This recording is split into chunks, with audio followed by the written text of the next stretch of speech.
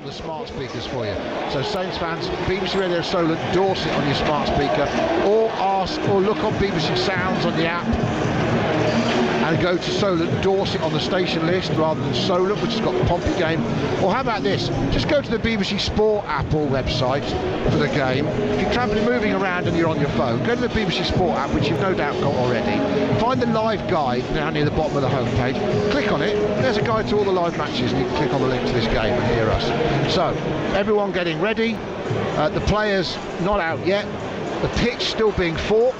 Yes, I said that with an R. And the ground staff will no doubt get off soon. The Eagles come out. Can't remember his name, the Palace Eagle. Was it Cedric or something?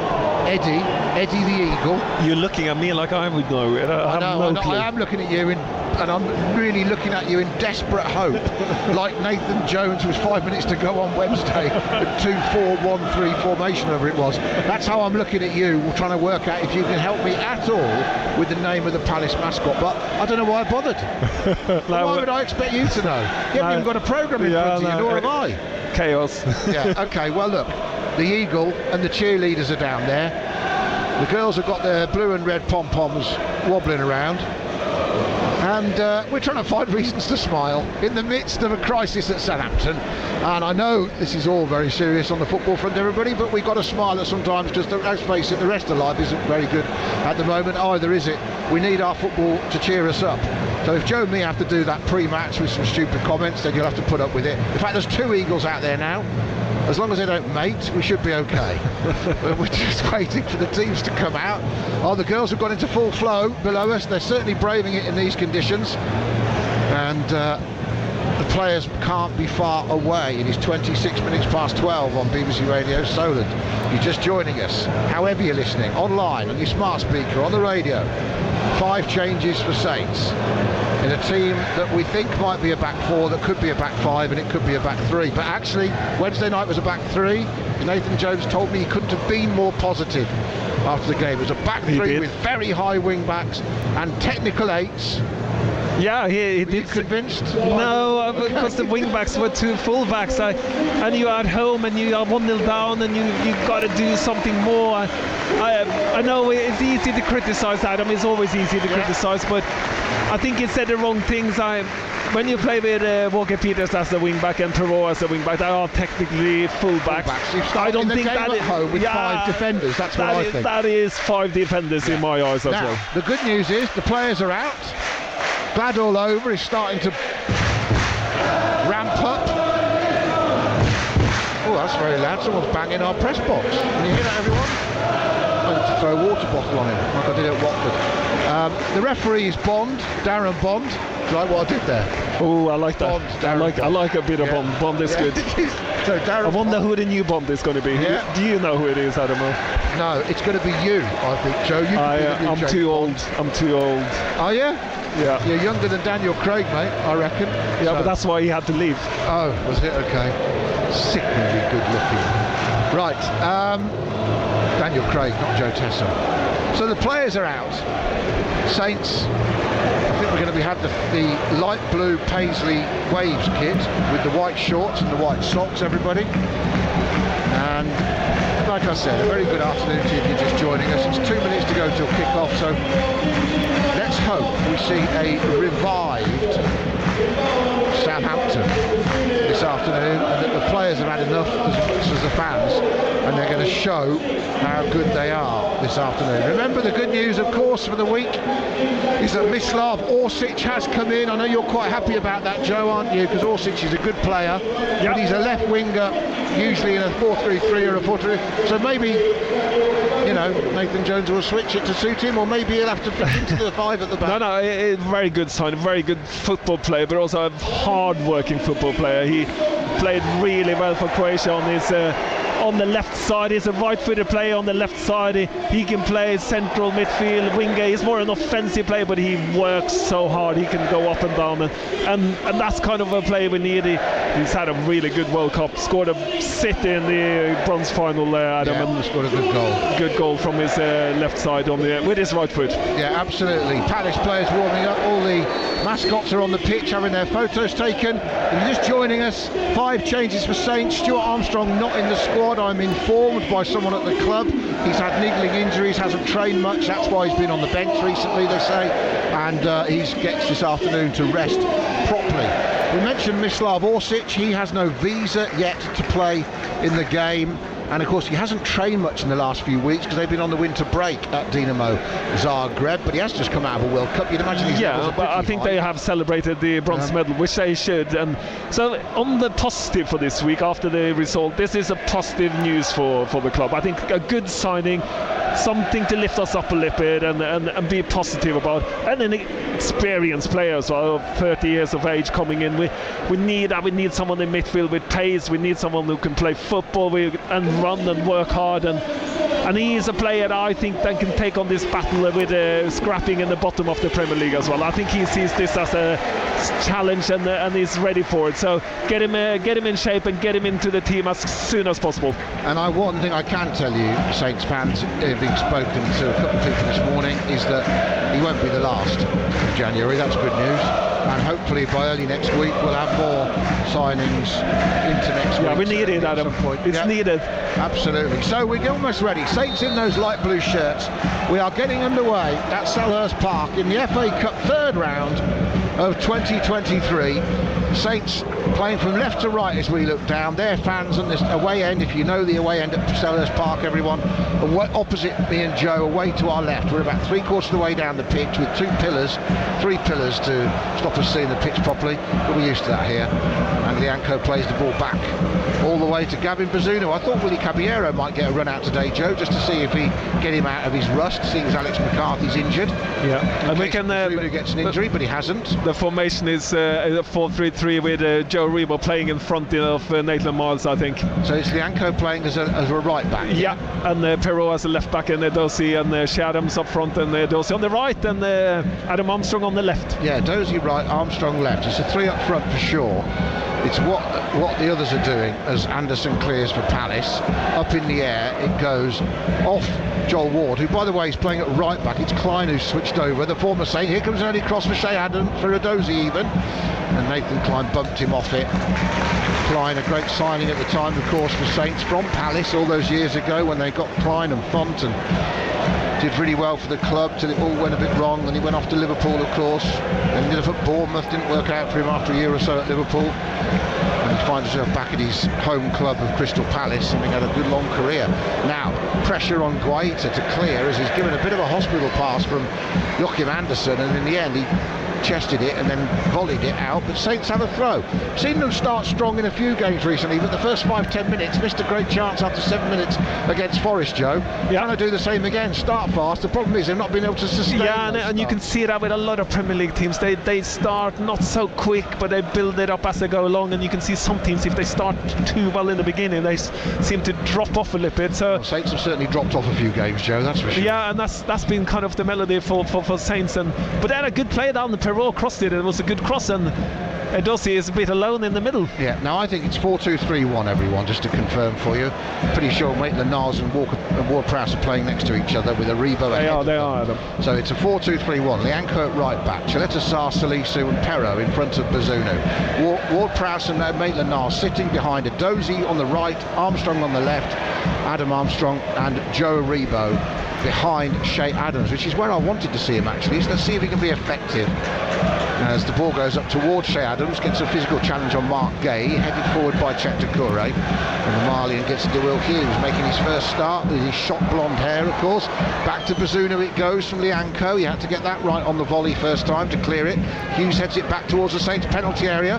Odds on Edouard will try and clear, but Salisu's got too much pace. Not try and clear, try and get there. And Salisu will clear it. Goes out for a Saints throw. And if anyone gets confused, I call this a 4-3-3, Adam. That's my view of it. I know. I'm just letting people understand the shape of that 4-3-3. Yeah, and I agree. I just if people get confused, because I would probably say 4-3-3. Yeah. 4-2-3-1 is either 4-3-3 or if it's a 4-3-3 anyway, if it's a triangle.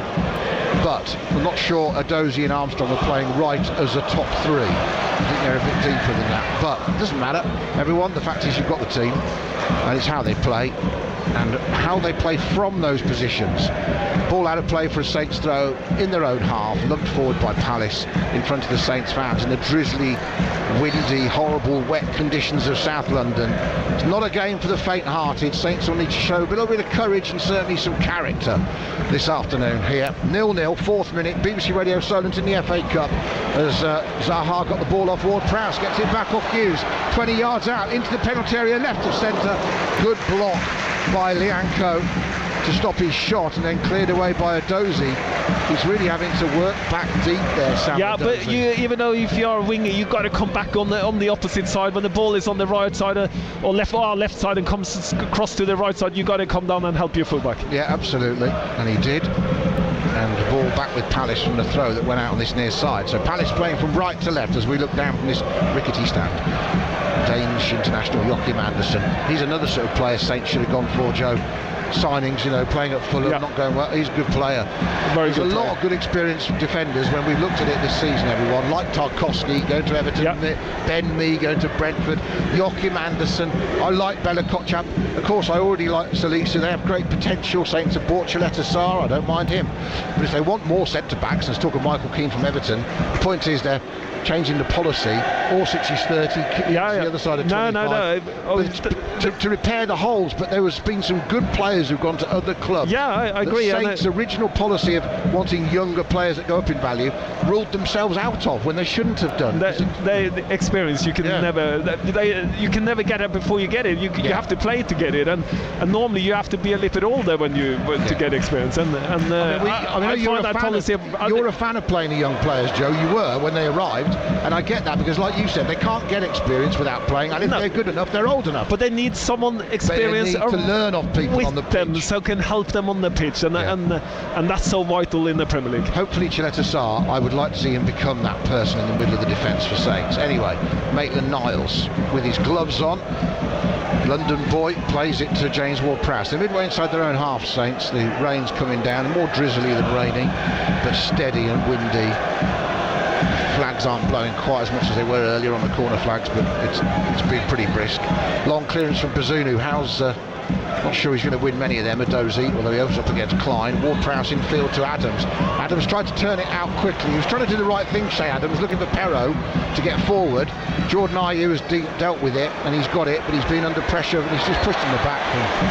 Why did Perrault do that? He's facing his own goal inside his own half. Don't let him out easily. But Adams should have used his left foot. He tries to pass it, but he turns to his right and used the outside of his foot instead of using the left foot, and that would have been an easier pass with your left foot. Strong challenge by Ward-Prowse on Zaha. There was a moment then, Joe, I was worried that Ward-Prowse was going to put his studs down on him and get in trouble, but he was strong in the challenge. Palace then with Klein at left back, Gueye, Anderson, Ward in front of Guaita. I don't like having a Gueye and a Guaita in your back five. Sitting midfielders, Decore and Hughes, and then you've got Zaha left. Olise has moved into the middle like we wanted, and Jordan Ayew on his familiar right wing, and Odsonne Edouard down the middle, the front man, the Frenchman who scored the winner here for the international break, as the ball goes long for Jordan Ayew to chase, but he's going to skip past him. It's not a day that's going to be easy to land a long pass on a player, because anything a yard in front is going to skip off the wet surface. Yeah, and we've seen that with Southampton has had a few long balls. We start the kick-off with a long ball, and you can see the wind catches the ball, and we're hitting Edozie, which is not the best header in the team. He's got to learn to time it as well and be a little bit stronger in there. But he can't learn to be a bit stronger. He's just got to get a bit stronger. And he's not a strong player. He's not many muscles on him. He's like a horse that's just been born, and you see it walking around with its little legs. He's like a bit like that. He is. Anyway, the ball with Palace just in front of the centre circle in the Saints half. Hughes spreads it left to this near side to Klein, forward to Wilf Zaha, scored against Saints in a cup match. It's nearly seven years ago now. 1-2 between Elise and Edouard works. Back to Zaha in the box. Going to the byline. Sliding challenge from Lianco. Corner Palace. Some Palace players urging the referee Darren Bond to give a penalty for a handball against Lianco. But to be honest with you, it was such close range to where he blocked Zaha's cross. I'm not sure what he could do. It might have come off his right arm stuck out, having looked at the replay here, everyone. But either way, 8.5 minutes gone. It's a corner to Palace. It's 0-0. BBC Radio Solent Sport. Corner away to our left. And that stand away to our right, the main Palace stand, is full despite the FA Cup not being a league game. Great support here today. Now that ball played back by Palace, rather fortunately, gets back to Hughes. Lifts it cleverly to Ayew. Wants to come inside in the box on his right foot. He falls over way too easily. Referee's not buying that. And then Saints get a goal kick as Aribo hits it against Zaha. And it's a goal kick to Saints. Good referee. I like it. Obviously the ref went for VAR check and he was very quick on the handball with Lianco, but then you diffuse the situation. You know the players are asked and he said, I'm going to check it, and then 2 seconds. No, it's not a penalty. It should be like on VAR. Yeah, that's how quick it should be. That's a good way of using it. Yeah, Ayew fell down very easily then. Long ball over the top, looking for Adam Armstrong. It's not a bad one. It's just gone through to Guaita as he was closing in on the ball. Guaita came to the edge of his box, the Spaniard, but his bright green kit. But the fact is, like I said, if you're going to play a long ball, and unfortunately Saints played over 70 of them against Nottingham Forest, if you're going to do that in these wet conditions, it's hard to get them right, because like I said, as soon as they hit the ground in front of the player chasing them, if they do, they're going to just skid on. Very hard to bring back. But anyway, somebody gave it a backspin on a 50-yard pass. Good luck. Long ball, beautiful one from Elise to Zaha, one-on-one with Lianco into the box, cuts in onto his right foot, deflects over the bar, and it's a corner again. Zaha knows that was close, and it all came from Michael Elise's quick switch of play out to Zaha, which exposed Lianco one-on-one in the corner of the penalty area. Yeah, it comes from in the middle. They're playing into middle. The problem we are having a lipid is that kind of Maitland-Niles and Ward-Prowse, they are not playing flat, they're playing a little bit sideways, but he's playing a little bit in front, which is fine, but there isn't any other play on the other side because Joe Remo plays too high, and then they can turn it, and they turn it very easily into left side of Zaha. They did. Here comes the corner from the right. Palace take a short one off the training ground, a little low one into the corner of the box. I can't see anything because there's a pillar in the way. They're tussling for possession, and eventually Saints clear it through Sam Edozie over there on the far side. Adam Armstrong's going to get there first. Everyone stopped for a moment. Armstrong over halfway. Red and blue Palace shirts flooding back. Saints trying to counter-attack now. Edozie's now up. Checks back inside Zaha. Tries to hold off Edouard. Look to go round Coyote, and he is fouled. And that's well done from him, and it's Mark Gay actually that fouled him, and it's a free kick to Saints about 40 yards out from goal, inside right, 0-0. Yeah, and a good clearance from Edozie behind the pillar for you, Adam. It's in the way, isn't it? It is, and good counter-attack, and I think Adam Armstrong did the right thing. He came up, he could have taken the play on, but there were two players there, so he went inside, played Edozie, and could have played Lianco on the side, but kept the ball in. We got a good free kick in a good position. Ward-Prowse takes it short in the end, goes to Maitland-Niles. He dinks it to the back post, looking for Chaleta Sarr. Heads go up with Anderson, comes off both of them. Neither of them knew where it were, and as it landed, Vincente Guaita came out and gathered it safely for Palace. Goalless at Selhurst Park in the FA Cup between Saints and Palace on BBC Radio Solent. 12 minutes nearly gone on the clock. Bright start to the game, both sides going at it. And the fans here backing them up as well. And good free kick, Adam. But we got to put people in the boat. There were only 3 people going in with Chaleta Sarr, who almost won it. But good kind of free, because what they did, they played it to Maitland-Niles, got a little bit of movement, and then played it into Chaleta Sarr, who had no one to head it to. So got to put everyone in the box. Everyone needs to run in. Yeah, needs to gamble. It's a cut match. Why not? Joachim Anderson even goes long, looking for Edouard, but again, very hard for him, A, to win that up against a couple of defenders, and B, to control it. Skims off his head, goes through to Gavin Bazunu. So Saints lost here 1-0 in October, of course. Their last win here was a 2-0 win, January 2020, pre-Covid, eh? Redmond and Armstrong, great midweek night, I remember it. And Stuart Armstrong, of course, not in the squad today because he's got a niggling injury, we're told, and that's why he is being rested for future games. That's apparently why he hasn't been starting games as well, not trained a lot. Palace clear. It's a bit up and under at the moment from both teams, and Salisu sends it back into the Palace half. Sliding forward from Anderson, rather lucky, but he found Zaha, and Edouard's through, and Edouard will score, and he gets it past the challenge from Chileta and past Bazunu. He may well have deflected off Chileta and done Bazunu off the Croatian, but either way, Palace opened Saints up down the middle way too easily, and it was the one stretched pass that I'm not even sure was intentional, went straight to Edouard, and he scores, having scored here in October against Saints, against them for the second time this season. And now in the FA Cup we have the same scoreline: Palace 1, Saints 0. It's about reaction time, isn't it, Adam? When it goes back, it's just kind of a clearance, get picked up by Wilfried Zaha, who plays a very good ball. Eduardo, the ball from Wilfried Zaha is no doubt what he's thinking, and Edouard is clinical, but it starts with a clear, and you've got to win those second balls. That's why we have 3 people in midfield, so we can win that. It goes straight in, and it's a bit of a coincidence, but that's football. But you've got to be ready for everything that goes on, and then the reaction time afterwards, way too slow, Adam, way too slow. That looked way too easy with Edouard. He just walked through. Zaha did well, didn't he, because he got it and transitioned it into Edouard very quickly. Yeah, it was a stretched clearance from inside their own half from Palace, maybe from Joel Ward, that just rather luckily went to Zaha, but they transitioned so quickly, Saints weren't ready. Yeah, and Zaha reacted to it, that's the difference. But what happens afterwards is no coincidence. Zaha knew exactly what to do, what touch to have, and when to play the ball, and it's a fantastic ball to Edouard, and Solent can't do anything with that, but way too easy. Well, Saints are behind again, I'm afraid, everybody, and the last 13 games they've played, certainly in the Premier League, they haven't scored more than 1 goal. They need 2 again now, and that's maybe a foul on Elise. Frustration from James Ward-Prowse on the halfway line. Can Saints respond?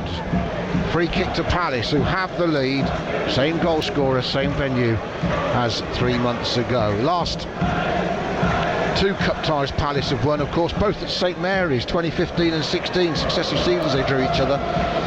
Zaha scored and Joel Ward scored in the win in 2016, both playing for Palace still, 7 years on. Yeah, we talked about it in the car with younger players, how important it is to have a football instinct, and that's what Zaha proved to us here, how quickly he reacted and read the situation. Armstrong's done well from Ward-Prowse's pass to quickly get out to Perot, drifts in field, 35 yards out to his captain. Ward-Prowse has 4 FA Cup goals in his Saints career, one of them against Palace. Now, here comes Edozie down the right, and Nathan Klein just uses his strength and his arm and his shoulder to just shove him behind, and it's a goal kick to Palace, and he just makes him go around the edge of him by shouldering him, and just showed his experience. Yeah, but this is what I think Edozie should do, even though he's not successful. If he keeps doing this, he's going to get better at it. If you every time you get a ball you turn and go backwards, you're never going to be a good football player. So it is the right thing. Yeah, Klein was fantastic in defending, both quick and strong, and that's you can see the inexperience of Edozie. But he needs to do it. He needs to do it and be positive. And I like him attacking him on his left foot, because of course he's a right back normally, Klein. He's stronger tackling facing outwards towards the right hand side of the pitch, so get him on his weak side when he's playing as a left back, which is on the outside on this side, and see how you get on. But we will see. Joel Ward has it now, over halfway, exchanges passes with Ayew, back it goes infield on halfway for Palace, and Czech Decore, who cost them £18 million, by the way, in the summer from Lens, seems like a good player, and he spreads it out to this left-hand side. Klein is ahead, skips away from Edozie, into Zaha. Nice intricate football from Palace, playing with the dander up now. Goes back and looking for a cheap free kick for a foul by Shea Adams. Darren Bond, the referee, says carry on. Again, Jordan Ayew, he goes down easier than most footballers I've seen. And this time he did get kicked off, to be fair to him. He did get kicked. Fell like he dropped, like he was poleaxed. And the ball back, Palace switching it cleverly now. Now Zaha's come inside Lianco, looking for a 1-2, gets it, didn't shoot first time. Lianco recovered well. Palace got it back, and then it's hacked clear by Chileta, who's doing his best in there. And it's out for a throw into Palace. And it's about 10 yards inside the Saints half beneath us. Interesting for you, Joe, to watch the Saints players' body language after going a goal down. We've had less than 20 minutes still in the game, 18 minutes approaching. Palace lead, and they're playing some slick football now. Yeah, and it wasn't a very positive body language, Adam, to be fair. All the formation, I want to see if that changes with the goal. Now, Elise drives into the box on the right. His cross is deflected away, well blocked by Saints, Maitland-Niles and Salisu. Then Saints try and play it into Adams, holds it up well, and he had to. Ward-Prowse is caught by Will Hughes late as he played it early, and Will Hughes knew he wasn't getting there. I think he should be booked for that. Ward-Prowse gets up because he doesn't make it, and he pats Will Hughes on the back. Well done, James. I think he was trying to get the ball lippy late. He didn't hit Ward-Prowse that hard, and no yellow. It was quite a lot late, to be fair, wasn't it? Yeah, but it's football. It was one of those where he knew Ward-Prowse was going to get there. He knew he was going to clear it. But he thought, I'm going to do it anyway. But I think he really tried to get the ball. So when players try and don't get it that second, they need to be. It's fair enough. There are some tackles. Okay, ball from Salisu, hit long from halfway, looking for Adam Armstrong up against Joel Ward. Again, aerially, Joe, not an easy matchup to win. And then the ball played down on halfway. Elise's got it, well tackled by Ainsley Maitland-Niles. Now, we haven't got players for long ball game, have we, really, in terms of height? But it doesn't mean that you can be good on your head. But you never remember Shane Long when he was there. He was really good on his head, but he wasn't very tall either. So it's not always about the height of the player. No, but Adam Armstrong. But what I'm saying is, Adam Armstrong is shorter than Shea Adams, who's about 5'10". It's not like they're built for that. Shane Adams holds the ball up well. Now that's a ball from Will Hughes into space down the left diagonal. Teleta Sarr racing back, does brilliantly against Zaha. Teleta Sarr and Zaha together, sliding challenge out for a Palace throw, level with the edge of the Saints penalty area on this near side, the left. Yeah, and Lianco has his positioning himself right, but Wilfried Zaha is a good player, Adam. He really is. He's causing problems. He's smart in his, and you can see he's got Klein behind him, who kind of covers all his defensive work. But what I like with Klein, if you look from Crystal Palace, he's dragged Edozie all the way back to our own 18-yard line, and that's the way to defend. That's what an experienced player would do. Squeeze them in, aren't they? Squeeze Saints in near the penalty area, not let them out. It's hooked back from the throw-in from Saints. Yeah, and Gay, free kick won by Ward-Prowse. And Klein's response to being taken on by Edozie is to push him further back. Yeah. So that's how you deal with it in the Premier League. So Palace 1, Saints 0. 20 minutes gone on BBC Radio Solent, online on the radio this afternoon on your smart speaker. Ask it to play BBC Radio Solent Dorset. And Saints trailing yet again, I'm afraid. Just one FA Cup win versus Palace in the last 60-odd, 70 years. And some fans, some of you listening, will absolutely know exactly when that win in the Cup against Palace was and where it was. It was at Stamford Bridge in the FA Cup semi-final in 1976. And the David Peach penalty, the Paul Gilchrist goal, took Saints to Wembley under Laurie McMenemy. They've been in the semi-final twice, of course, in the last 5 years. Disappointed on both occasions against Chelsea and Leicester. Saints have been good in the Cup recently, making the quarter-finals in the last 2 years. Ayew, deep. They're going out at the moment because they trail Palace by a goal. Long way to go, though. Edozie, left-hand side, skipping away from challenges. Ayew now trying to chase down. He's like a man possessed. Chases down the clearance from Salisu.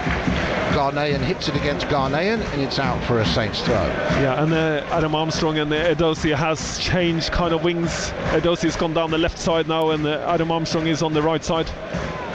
Palace's last home win, guess what? It was against Southampton, October the 29th. And since the restart of football, they've been hammered by Spurs 4-0 and lost 3-0 to Fulham with 9 men. But their record overall in the Premier League is an even one at home. 9 games, 4 wins, 4 defeats, 1 draw.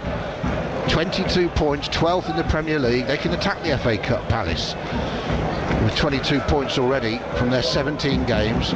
Lost 7, won 6, drawn 4, just for the record. Saints, of course, have won 3 of 18. Palace have got a game in hand on them. Now, Elise is on the left-hand side, operating with Zaha, 30 yards out, lovely back heel. The Frenchman now can pick a cross out, and it's hit the crossbar, and it should have been 2, and Jordan Ayew was sliding in 6 yards out behind Odson Edouard as the cross from Elise came in, and Ayew squirted it off his sliding boot, up onto the bar and away. That's a huge let-off for Saints. Yeah, and they're not finished, Adam. They're still going. Everyone urging Chiarte to shoot, and he doesn't, and Saints now will break. And check Decore, sorry, that wasn't Chiarte. Decore, and Adam Armstrong's popped up on the right. Shea Adams gets it, and Gay was waiting for him and crunches the tackle in, and it comes out below us for a Saints throw. Finally at this end.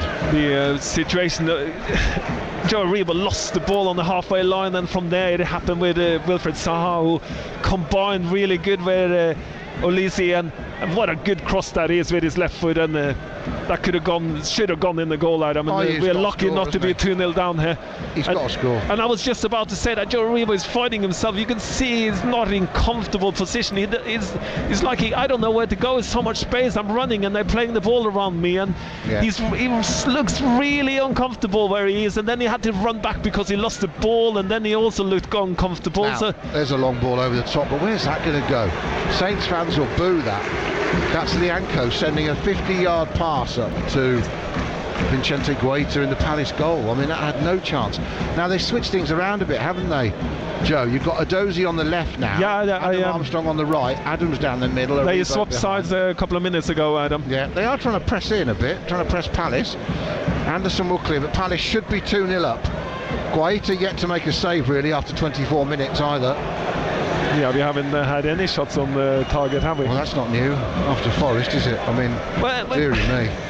But we are playing it. We are trying to stay again, they're doing the right thing. So we are trying, and you can see the players.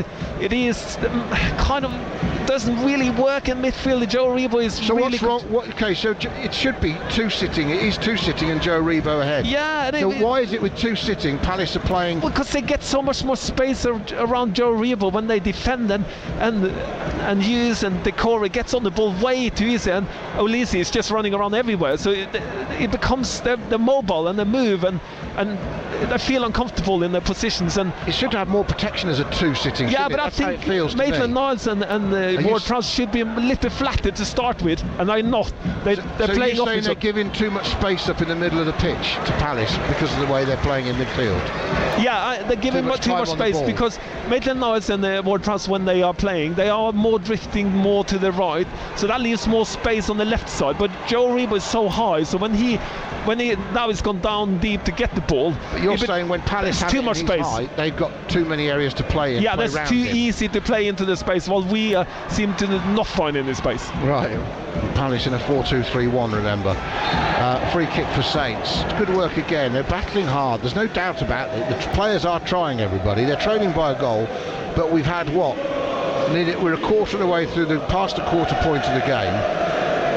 Saints haven't had a shot on target yet. They've had nearly 50% of the possession, but Palace 4 shots already, which is good, which is positive. Against the Premier League team, you've got to have a possession rate high, otherwise you're never going to win football games. Well, they wouldn't all agree with you, Joe. Some teams win matches without a lot of the ball. I know Brentford do. But yeah.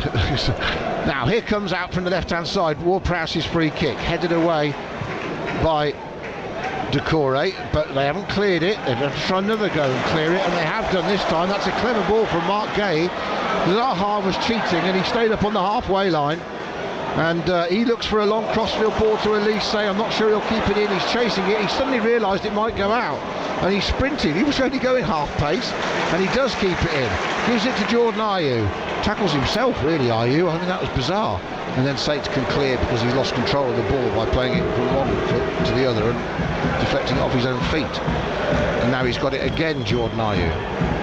Down that right-hand side, they win a throw near the corner flag in front of those Saints fans on the far side, way to my left. And Joel Ward will take the throw in. He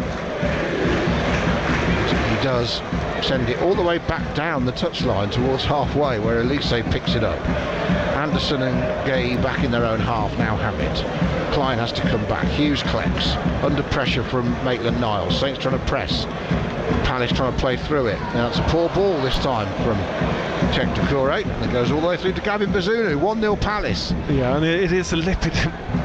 individual, suddenly Joe Ribos decide to press. Suddenly Maitland-Niles goes up and presses, and that shows that there's no system in it. It's just everyone runs, and I'll do it now I'm doing it, but it isn't his position if you're not holding back. Now Ribos got to get a free kick, and certainly possibly a yellow card against Elise. I mean, he's held his hand there for about 20 yards, and Aribo, London boy of course, using his strength, and he's been held off by Elise for yards and yards. How's that not a yellow card? Adozi's got into the box, they've taken it quickly, and as he's tried to cross it, he's come back off his own shins.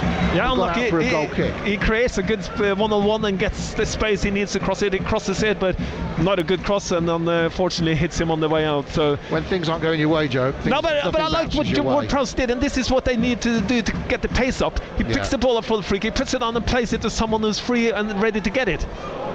Ball from Palace is poor from the back, goes all the way through to Bazunu again, and then Palace will use that ball into Saints half as an excuse to push their back four up towards the halfway line.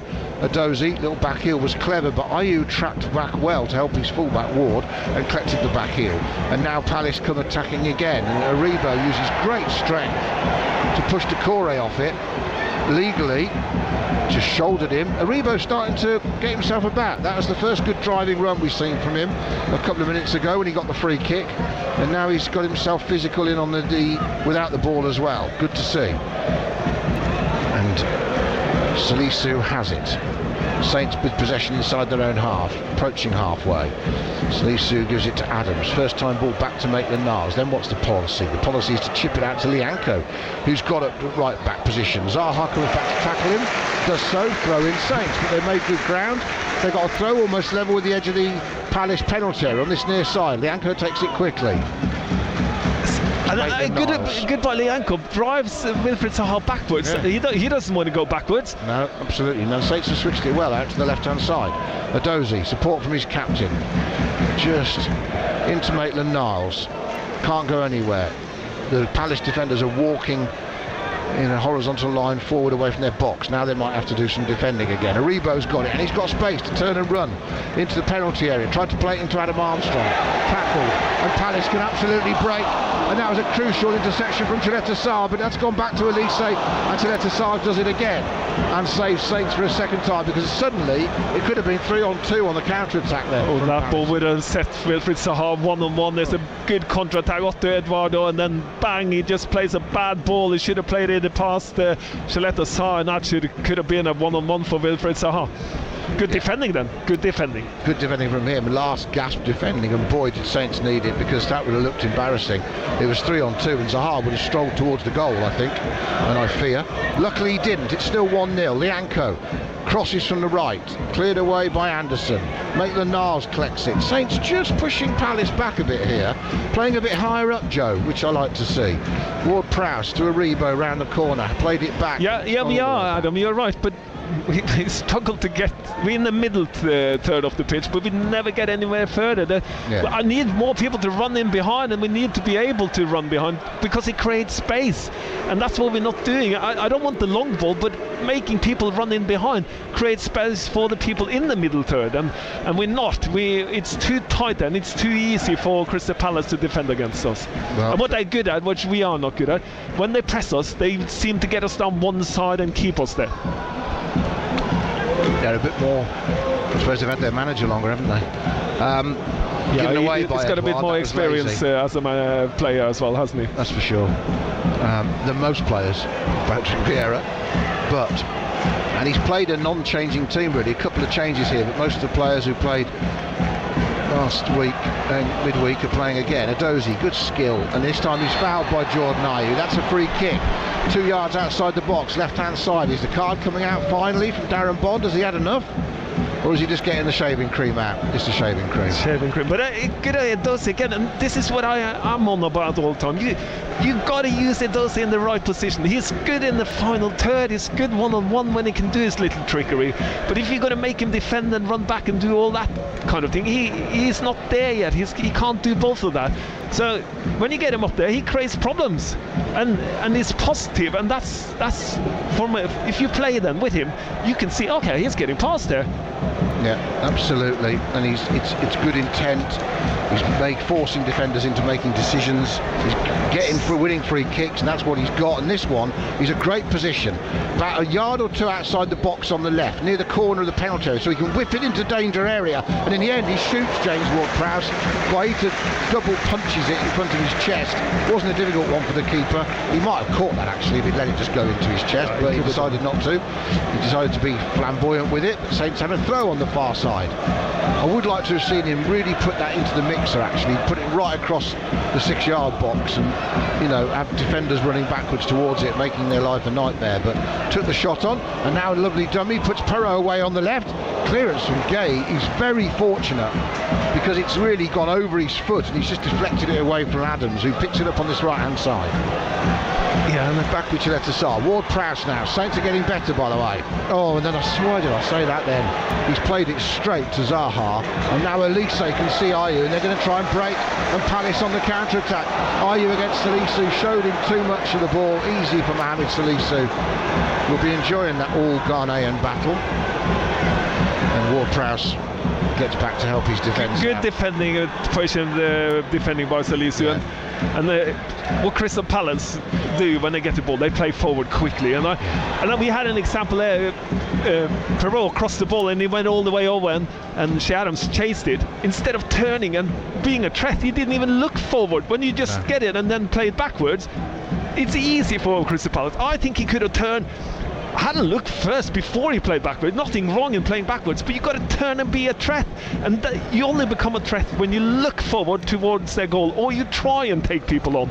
And I think it was 1-on-1 there. He could have turned and had time to set it up. 1-on-1, try it. But he's played safety, didn't even look up, played it back, and then you become a weak team. That's when you become a weak team mentally. Yeah, lack of confidence there for sure. Anderson launches a long ball for Palace. That's poor. All the way through to Bazunu. 1-0 to Palace on BBC Radio Solent.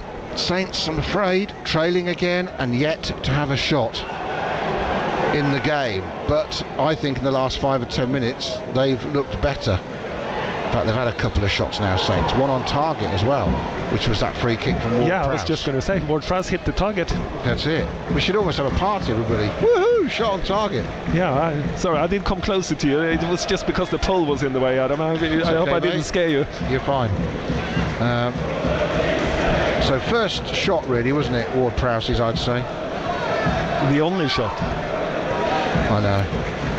Anyway, you need a couple of shots now to win the game, Joe, because there's only 1-0 down. Yeah, but keeping the ball is okay. I don't mind that. At least when you keep the ball, you're not going to be on the threat, and you got to do that with the Premier League teams. If you can't keep the ball, you're not going to win football games. So that's a tick off a box for me. Yeah. Now, Saints done well. Adozi to make the tackle on Joel Ward, and that's surely a yellow card this time. Joel Ward has just dragged Aribo back. He's shrugging his shoulders, but he's got a leg to stand on, Joel, because you've just basically hacked away at Joe Aribo down the far side. That is a clear yellow card, and he's from behind and he's stopping a contra. That would win the ball back, so Adozi blocks the pass, and Joe Aribo picks it up, and then Lipid unlucky, kicks his heels, but it's a clear free kick. He does it on purpose, Adam. I've seen the replay. Yeah, absolutely. He's not going to catch him. He stamps his heel to stop him running forward. So Joe Aribo's just starting to have a little bit of an impression on the game in the last 10 minutes. But Saints have this free kick. It's wide out on the left-hand side, literally opposite me and Joe, and we're 3/4 of the way down this one touchline in the Palace half. So the Palace defenders, 1, 2, 3, 6 of them, lining up on the edge of the penalty area. That's the offside line, as it were. Ward-Prowse is away on the far side, looking up. They're going to have to get this right, Saints. There's a couple of players, 3 players standing offside, ready to come back. The others make their run forward. It comes in, it goes past everyone, and it's gone in. And James Ward-Prowse has scored the most unlikely of direct free kicks he's ever scored. Shot number 2. Past everybody. It's bounced in the penalty area. No one's got a touch, and Guaita was too slow to move to his left-hand side to stop it going inside the post.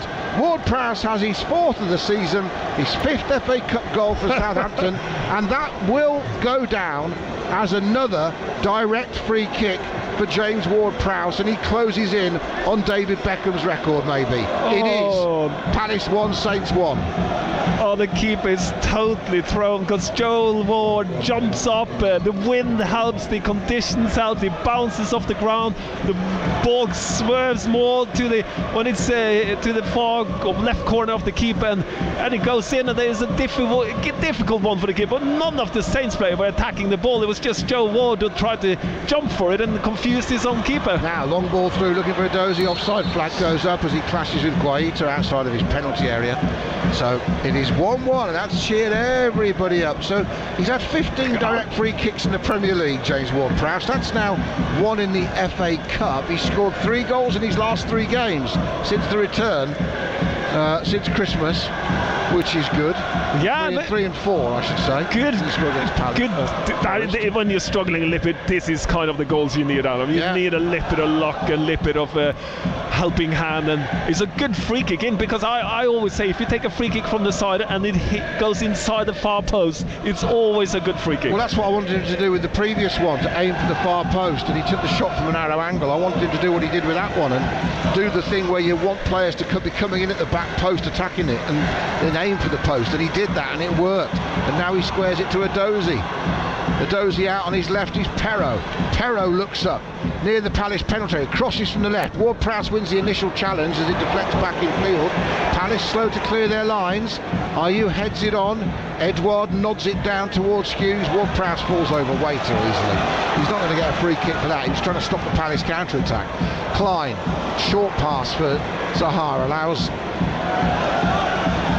Lianco to get in there. Now Elise back out to Zaha. Now he's with Lianco in the penalty area on the left hand side. Back behind him is Elise. First time ball in, headed away by Ainsley Maitland-Niles. Elise back to Hughes, left hand side in the Saints half. Klein to his left, 2 combine, and in the end Elise plays it to Decore, who's going to shoot from a long way out, and I'm not sure Bazunu was that confident where his post was. He scrambled a bit. Let's hope he had control, but that was that worried me, because if you watch it, Joe, it's going very wide. It's not threatening anything really. I just worried me. Maybe he got a little deflection, but Bazunu just looked to panic. I think it looked worse than it was, Adam, from where he's sitting, and I think he had control of that. But don't give them that space. We need to work a little bit harder. We're a little bit slow to react, and then we're giving them a little bit more time. We've been good at. Why we've been good is because we've been a little bit high on the pitch with most of our players, and that has given us more space. Joe Reba has found a little bit better position, and with that creates space for Ward-Prowse and Maitland-Niles and Edozie on the other side. We haven't got Adam Armstrong much in the game, and we need to. Now good clearance from Perro, but Palace got it back in midfield. Look for a high ball for Will Zaha, and it's out for a goal kick. Went past him. He thanks them for the pass though. So Bazunu will take the goal kick. Palace pegged back by Saints. Lost 3 of their last 5 third-round games, Palace. They've had a great trot in the Cup. Last year, of course, like I said, they lost 2-0 to Chelsea in the semi-final. But they have been good, apart from 1976 against Saints, all the way back to 1957. The Saints' third-round record is very good. Only gone out 4 times in the last 18 years in the third round. And they're back in this third round tie. Palace 1, Saints 1. Ball looking for Adams, cleared by Mark Gay, volleyed back by Cheleta Saab. Palace though win it in midfield. Still they're a little stretched at times in midfield. Look at Perro having to come all the way over here to try and close them down. Yeah, and that shouldn't happen. Saab throws Edouard to the floor. Referee says that's a foul, but he was too physical. And that's where it goes wrong for me, when Perro has to run into midfield. He's the fullback on the left side. That's not his job to run into midfield and put pressure. That's the midfield place, and that's when I think he should afterwards go, hold on a second, Maitland-Niles, hold on, Joe Reba, that's your job to do. Why am I doing it? And he wasn't just running into midfield, he was running 70 yards across the pitch. Now cross from the right for Palace, easy for Bazunu at his near post, too close from Michael Elise and Joel Ward out there on that far side. Pillars here, the roof of the stand, the speakers hanging. Basically my view here, everybody, is impaired quite a lot, especially to the end Gavin Bazunu is defending. And not only have I got a pillow on the stand in front, but I've got the biggest pillar in front of me, right in front of me. So I've got 2 pillars on that penalty area, having to wave my head from left to right to see where the ball is. Thankfully it's right in front of me on the far side in the Palace half, but Saints played the ball out for a Palace throw, and it's 1-1, and that's at least we've had a goal, Joe. This is an improvement on Wednesday already. We've had a shot on target, we've had a shot positive and a goal. Yeah, get a goal. I don't care how easy it was or lucky it was. It was just a good what they free needed, kick. a little bit of fortune to cheer everyone up. We need a lift as well. Yeah. 43rd minute, long ball from Palace. They're still persisting with that, and this time they've got Ayew in down the right. He crosses, and in the end Lianco, tucked in from right back, has to clear it away on the volley. Now if you're Wilf the area, you're probably thinking Zaha could have gambled then and got in. He should have gambled, and Salisi should have been a little bit stronger with Ayew there. He had control of the situation, but kind of ended up letting Ayew cross it. 2 minutes to go till half time, and Saints giving away a free kick. Michael Elise tapped down on the far side, so Saints have some defending to do. Got to keep level at the half-time interval. Go in for a change. Go into the dressing room with a platform. Well, yeah, with not negativity. That's the main thing. When you walk off the pitch and you boot off the pitch after bad performance, you bring the negativity with you. It's hard to turn. Now you can go in and be a little bit positive because you haven't lost the half.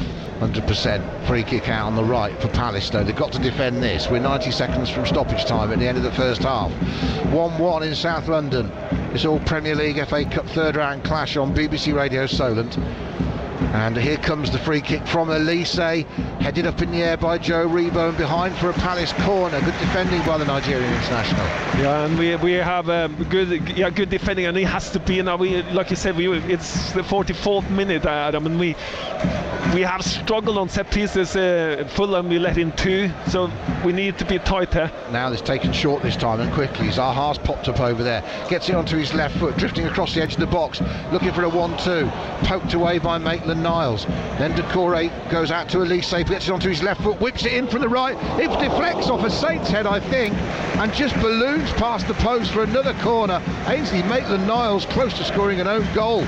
In the end, I suppose you could say it's good defending. I would say it's a good ball in. It's an in swinger with his left foot from Elise, and it has to be dealt with. And it's he's lucky. He put it a little bit closer to the goal they should have done. Now they're taking it short from the right this time, and once more they've had a shot, but this time Zaha has got it all wrong. No deflection, he's just punted it into the stand behind that goal of Gavin Bazunus, and we're about to enter stoppage time with the score at 1-1, and a few Saints substitutes walking back towards the tunnel. Here comes the fourth official, and we've only got the 1 minute, which is a blessing, Joe.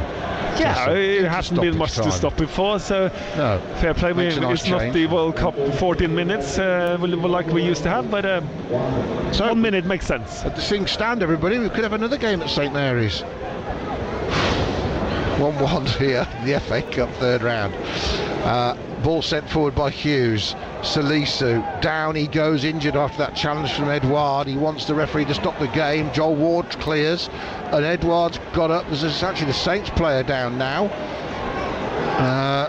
I thought Edouard went down to start with, and then the Saints player's gone down afterwards. It's all a bit bizarre. And I think it's Salisu. He's complaining to the referee. He's not happy. Not happy with Edouard. We get another look here at home. I'm not sure there's a problem there. I don't like it when a player lays down and pretend to be very injured and then suddenly stands up and... Well, the referee says enough of that shenanigans, Mohammed. We're having half time instead. That's so half time here, Joe. Well, let me look at it. 3 shots from Saints, 2 on target. I don't remember the other one. 2 free kicks. 2 free kicks, I guess. 52% possession. Good. Better. Less long balls, or still too many for you? What do you like? What's been better? We have kept the ball. That's been better. We're not bad at keeping the ball, and we kind of roll it around. Crystal Palace is sitting back. And Dorsey has had a few positive things on the left side when he is high enough on the pitch. That's been positive because you need to take people on individually, and that's the 2 positive for me in one way. And Ward-Prowse free kick that well, they have, everybody, something to build on. That is for sure. Thanks to Joe Tessam, he can rest. Are we going for coffees, Joe, or staying up here? What do you think? Coffees or here? That's up to you. You're the boss. Cold, isn't it? Coffee. Right, okay, everybody. We're going to hand you back to Jordan Clark for half-time. Second half commentary to come. But let me just tell you, Gillingham holding Leicester. and Pompey holding Spurs at half-time. It is 0-0. It is also all square here at half-time in South London. Palace taking the lead in the 13th minute through Edouard from Zaha's pass past Bazunu, but Saints have come back courtesy of a rather fortuitous James Ward-Prowse free kick rather than a genius one, but they all count, and it's given some hope and a goal. Half-time, Palace 1, Saints 1. This is BBC Radio Solent Sport.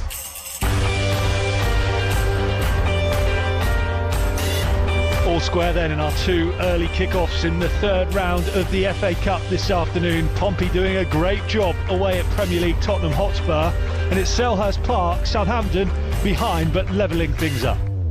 Sliding forward from Anderson, rather lucky, but he found Zaha, and Edouard's through, and Edouard will score, and he gets it past the challenge from Chileta Sarr and past Bazunu. He may well have deflected off Chileta Sarr and done Bazunu off the Croatian, but either way, Palace opened Saints up down the middle way too easily, and it was the one stretched pass that I'm not even sure was intentional, went straight to Edouard, and he scores, having scored here in October against Saints, against them for the second time this season, and now in the FA Cup we have the same scoreline, Palace 1, Saints 0. The others make their run forward, it comes in, it goes past everyone, and it's got in! And James Ward-Prowse has scored the most unlikely of direct free kicks he's ever scored. It's number gone 2. Past everybody, it's bounced in the penalty area, no one's got a touch, and Guaita was too slow to move to his left-hand side to stop it going inside the post. Ward-Prowse has his 4th of the season, his 5th FA Cup goal for Southampton, and that will go down as another direct free kick for James Ward-Prowse, and he closes in on David Beckham's record, maybe. It is Palace 1, Saints 1. Second half commentary to come from Selhurst Park and the Tottenham Hotspur Stadium. You can have your say on that first 45 minutes as well at Solent Sport on Twitter. 08000 321 333 is the WhatsApp number. 81333 on the text. Make Solent your first word. Stick your name on there as well, please. We'll read the best ones out during the half-time break. We'll also look ahead to our 3 o'clock kickoff as well. Bournemouth against Championship leaders Burnley. This is the home of live sport across the south. BBC Radio Solent Sport. Hi, I'm your smart speaker. Did you know that not only can I play your favourite radio station, BBC Radio Solent, I can also keep you up to date with the latest news for the South, whenever and wherever you want it. Just ask me to play BBC News for the South, and one of those humans will be with you right away. With the latest news for Hampshire, Dorset and the Isle of Wight, I'm Mally Law. Well done, human. But can you calculate pi to 9,000 decimal places? I thought not. For the latest news from the South, just ask me, your smart speaker, to play BBC News for the South. BBC Radio Solent. Jordan Clark. BBC Radio Solent Sport. Elsewhere in the FA Cup this afternoon at half-time in the early kickoffs, Gillingham holding Premier League Leicester 0-0 at half-time. It's Preston 0, Huddersfield 0, Reading are 1-0 up against Watford. It is all square in our 2 live commentary games. Saints 1-1 away at Crystal Palace. Pompey 0-0 away at Tottenham. Pompey Peanut and touch on at Solent Sports. There's a good performance from Pompey so far. Makes you wonder why teams like MK Dons found it so easy to score against us. Keep it going, lads. Proud of the boys so far. And Dave in touch as well, a Pompey fan, says at last they seem to know what they're doing. Good shape and holding it well. Thank you very much, Dave. He says as well, nice to see Harry and Bondi in the crowd as well, speculating that they might be taking over on Monday. Thank you, Dave, for getting in touch. Hello as well to Fred, the Saints fan in Ventnor, says Saints as a whole are having a bad spell and negativity rubs off. Losing becomes a habit. He says, but let's not send up the balloon yet. We are less than halfway through the season. The tide will turn and a winning run will come. Fred, thank you for your positivity on this grey and gloomy Saturday afternoon. Glenn in Gosport, a Pompey fan, says great to get a goal, but we haven't scored a goal from open play for 5 matches. Thank you very much, Glenn. Keep them coming in, please, at Solent Sport on Twitter. 08000 321 333 is where you can get in touch on WhatsApp, or you can text 81333. Text and WhatsApp, remember, you must start those messages with the word Solent. Ryan says, proud of the lads. You couldn't ask for more. Hopefully we can keep this up in the second half. Ryan, the Pompey fan, on at Solent Sport. Right. The show is coming to you live from the Vitality Stadium in Dorset today, where the heavens have just opened again. It is a miserable, grey, horrible January afternoon out there. We will look ahead to this game in a bit more detail in just a moment. But as I sit here in the wind and rain, let me tell you about BBC Radio Solent's big winter giveaway very quickly, because it's here and we're helping you to hopefully banish those January blues. We could potentially be sending you and your family to one of the South's top attractions, including the likes of Marwell Zoo, Bournemouth Oceanarium, Portsmouth Historic Dockyard. You need to make sure, I know you do this already, but that you're listening between 10 a.m. and 6 p.m. on BBC Radio Solent weekdays for the cue to call klaxon, just like these lucky listeners did.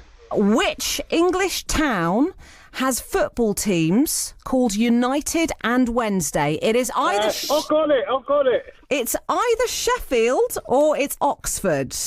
What are you going to go with? It's going to be Sheffield. Confidence is the way forward. Oh, Wally! You're only right!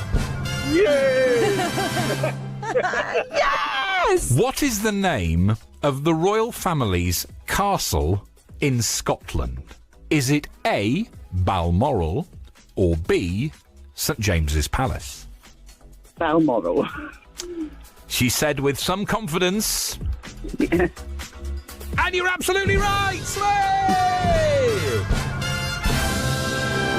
I could hear the relief in your voice when you realised you knew that answer, Len. So well, I was worried it was going to be something about fish. Could be you next. Where will we be sending you potentially? BBC Radio Solent's big winter giveaway. It returns on Monday from 10 a.m. BBC Radio Solent Sport, just gone 25 past 1. It's half time in our two early kickoffs in the Premier League, in the FA Cup today. Third round. Pompey doing a great job. 0-0 away at Tottenham Hotspur, and Saints back from a goal down to level things up through their captain. Another direct free kick. James Ward-Prowse to give them 1-1 at half-time away at Crystal Palace. On the way for you from 3 o'clock today, we're with Bournemouth at home to Championship leaders Burnley. Really tough, tricky tie. And the Cherries have made big changes for the third round of the FA Cup in recent years, but Gary O'Neill says that won't be happening today. I don't know what goes on social media or online, but obviously the fans are hugely important to me and the football club. The connection with them during my spell as interim meant a lot to me, and the Crystal Palace game I was just as dissatisfied with as they were, and we all want to have a club and a team that we can be proud of, and we all want to move in the right direction. There's no magic wand. You know, we are a side. I think if you compare the Man United performance to the Liverpool performance, it's the same group of players. The difference is huge.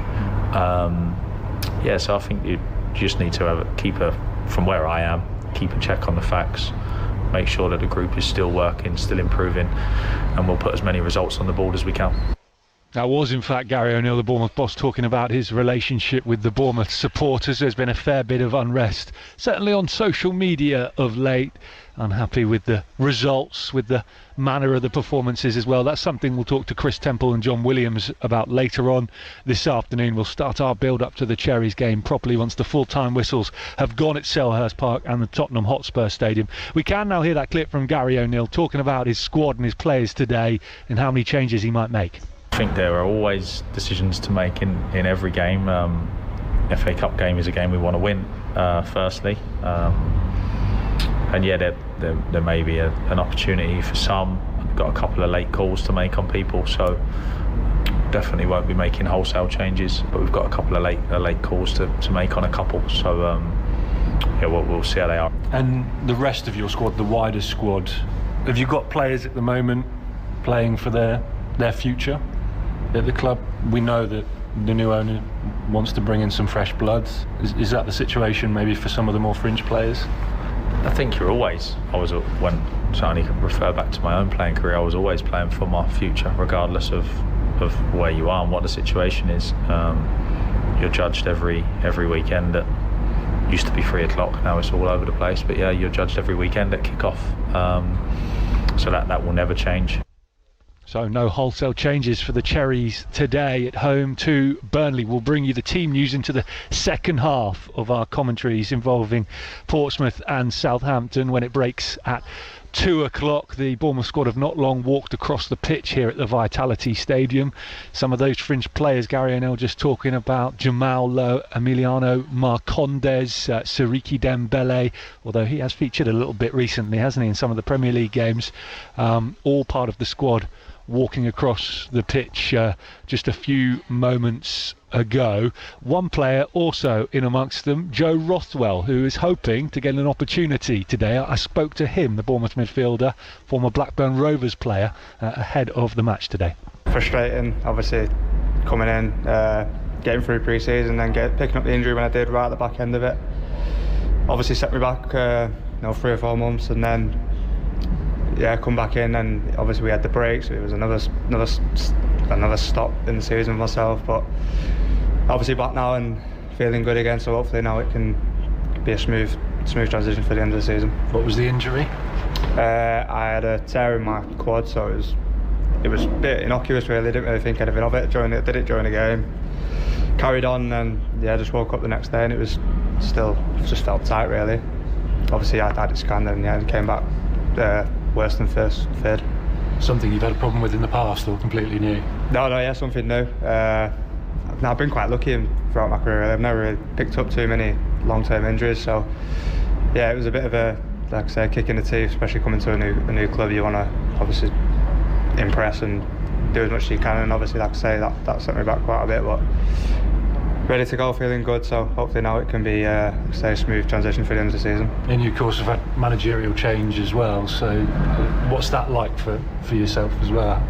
Obviously you got an injury, you got a new manager coming in, not the manager that signed you. I guess you almost got to go again and impress. Exactly, yeah. No, as I say, the manager that originally brought me in obviously left, and it was a case of starting again really for myself, and obviously having to impress the new manager that come in.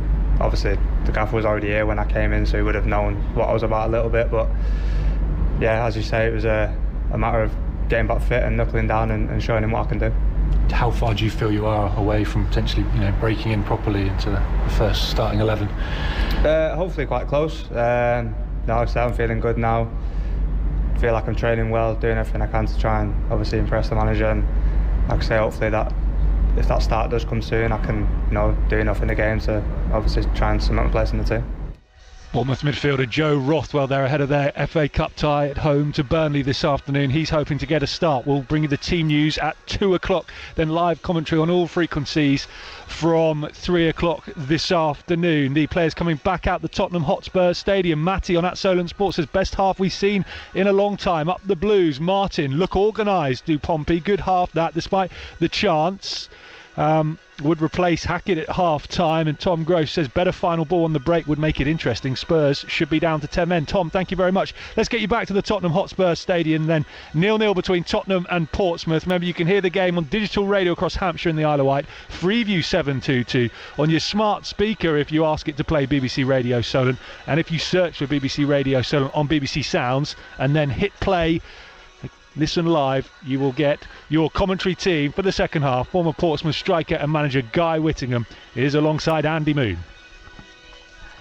And we're still waiting for the players to come out at Selhurst Park for the second half, where it is currently Crystal Palace 1, Southampton 1.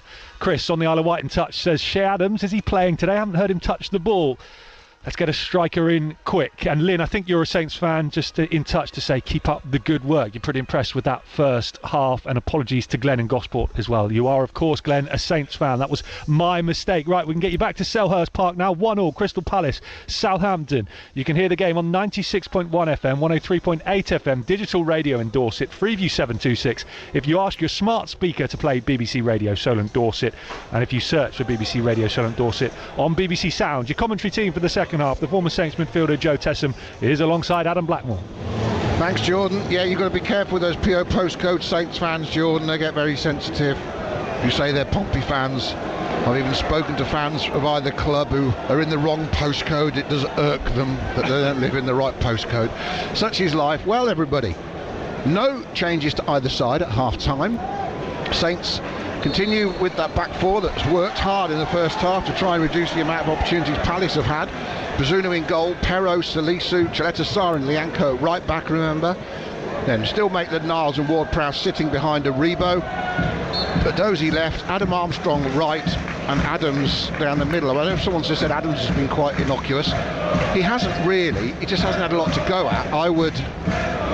Well, we can say that. I would say Adam Armstrong's been more innocuous. Yeah, Adam Armstrong been in this because he played in front of us. It was easy for us to see him. I heard there was a question from someone if Shea Adams has touched the ball. I think he's had 6 touches.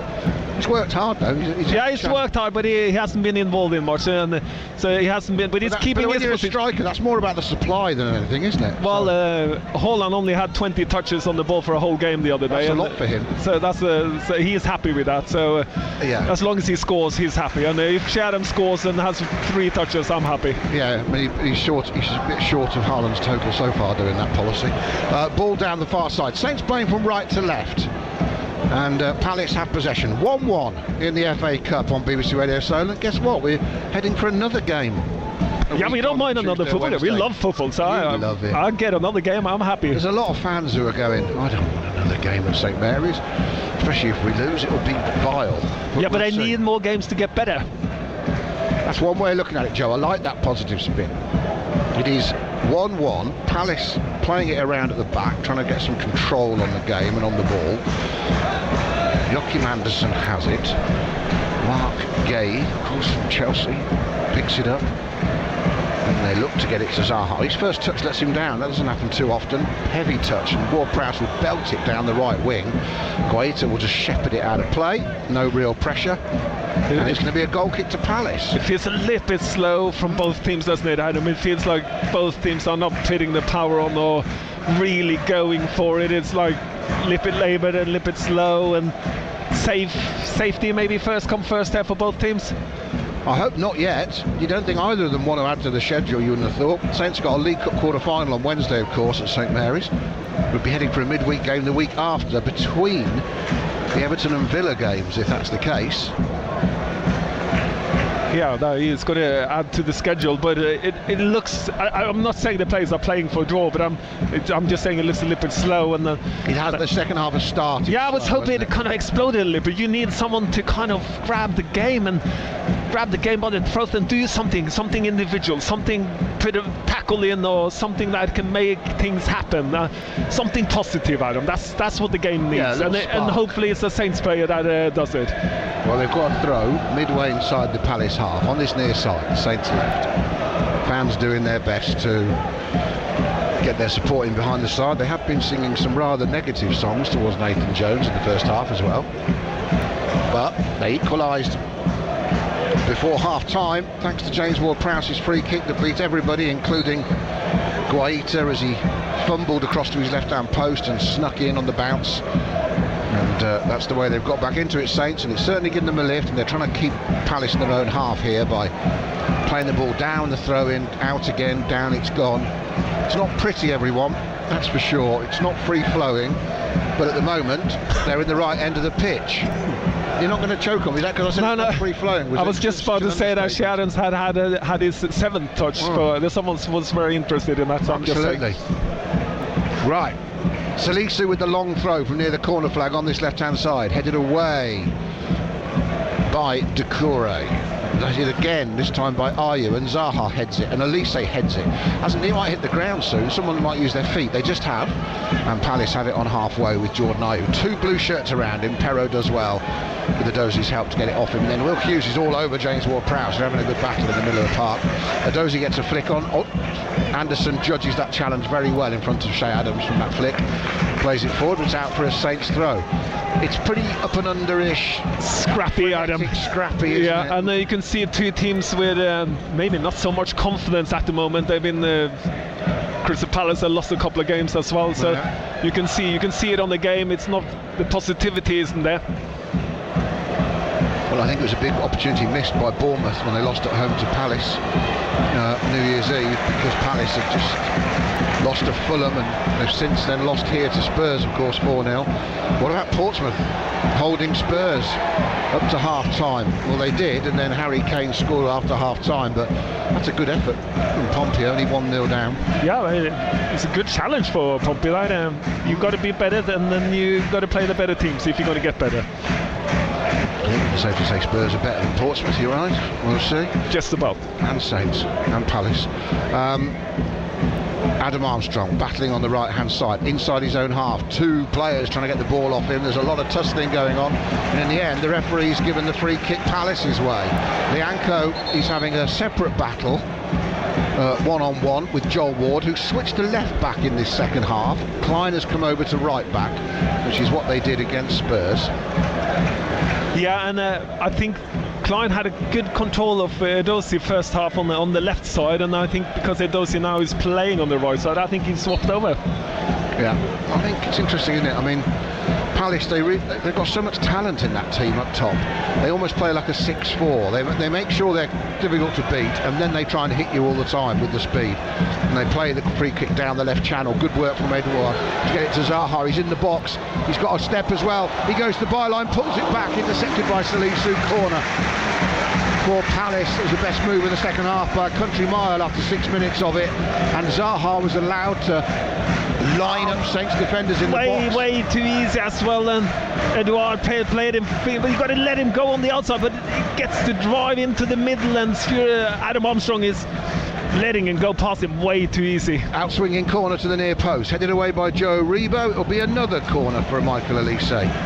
You know Wilfred Zaha is going to drive inside, and you've got to get him down the side as far away from the goal as possible. Well, eventually his cross out the byline was blocked. Another chance for the corner, outswinger again. Chaleta with a good header clearance, and then Armstrong loses out in the air, but Saints might break here. That's a great ball from Perro out to the right, and Edozie scampering into the Palace half. He looks up, he's got Adam Armstrong to his left, defenders running back, he's in the box, he squares it behind Armstrong, too far in front of Adams and Ward-Prowse, and it goes right across the penalty area, and Palace bring it away. And Joachim Anderson finds himself as a right winger in the Saints half, and he chops it inside past Maitland-Niles. Cheeky. Now here's Decore. He decides he's coming forward. Zaha's free. Lianco got too tight inside, and the shot is blocked by Lianco. Elise shoots, and this one low, drilled straight at Bazunu, who thankfully catches it. Palace just turning it up a bit in the 53rd minute. 1-1. Yeah, but it was a good counter-attack by us. Down, we got it through the middle, and Edozie was suddenly on the right-hand side after the corner and drove down. It kept going and couldn't find Adam Armstrong. Or I think the one that was on was Ward-Prowse in the middle, but he put it in a good area in the penalty spot, but there was no one there. So get more people quicker up. Maybe Ward-Prowse could have been there quicker, but that was a good chance. And then Crystal Palace just counter-attacked straight up the other side. Crystal Palace countered the counter. Countered the counter, and what is that? Good block by Lianco. What is the counter to a counter-attack? Is it a counter-counter? I don't know what it is. Maybe we should make a new phrase there. Counter-back. Counter-attack, I don't know. Anyway, Guaita has it. Saints aren't letting him deliver it easily, but he's managed to chip it out to the far side. Boost for Joel Ward, of course, the former Pompey man, scored against Saints for Palace and Pompey. He's actually playing in front of the Saints fans in the second half on that far side, and they haven't forgotten who he is. And Anderson will head it back to Guaita as Saints lobbed it clear long. But the game has picked up a little bit after those two counter-attacks. I don't know, it's been a little bit more tempo now in the game, and you can see something is about to happen. Yeah, I don't believe either side wants it. And I don't know which way it's going to go, though, but you can feel, I feel like something in the game is just about to happen, because it gives it that feeling. You can see we come down to the side, we have a good crop from Edozie. Wilfred Zaha has been down the side a couple of times now, so something is about to happen. I really feel so, Adam. It's picked up. Let's see what happens then. Will Hughes plays it out to Zaha from the free kick, sends it back The former Derby man who looks forward, plays a little clever ball to Elise. Lovely first time lay off to Ward. Here's Zaha again, lining up Lianco in the penalty area. Plays it early inside, but under hitting, looking for Elise. Blocked by Maitland-Niles, but his clearance isn't great. Joel Ward will get it off James Ward-Prowse. So Elise now is into Zaha again in the box. Another early ball from him. Back it goes to Decore. No one can shoot. Klein will have a go, and that's why he's a right back. That's absolutely horrible from Nathan Klein. He's hit that 30 yards above the bar into the Palace fans to our right. Maitland-Niles can't give the ball away that easy as he did. He picked it up brilliantly for a defending point of view. Could have played a simple pass to Ward-Prowse's feet, plays it too far. Joel Ward picks it up and keep the attack going down the left-hand side with Zaha and Olise, and Klein has a very bad shot. Yeah, back with Guaita.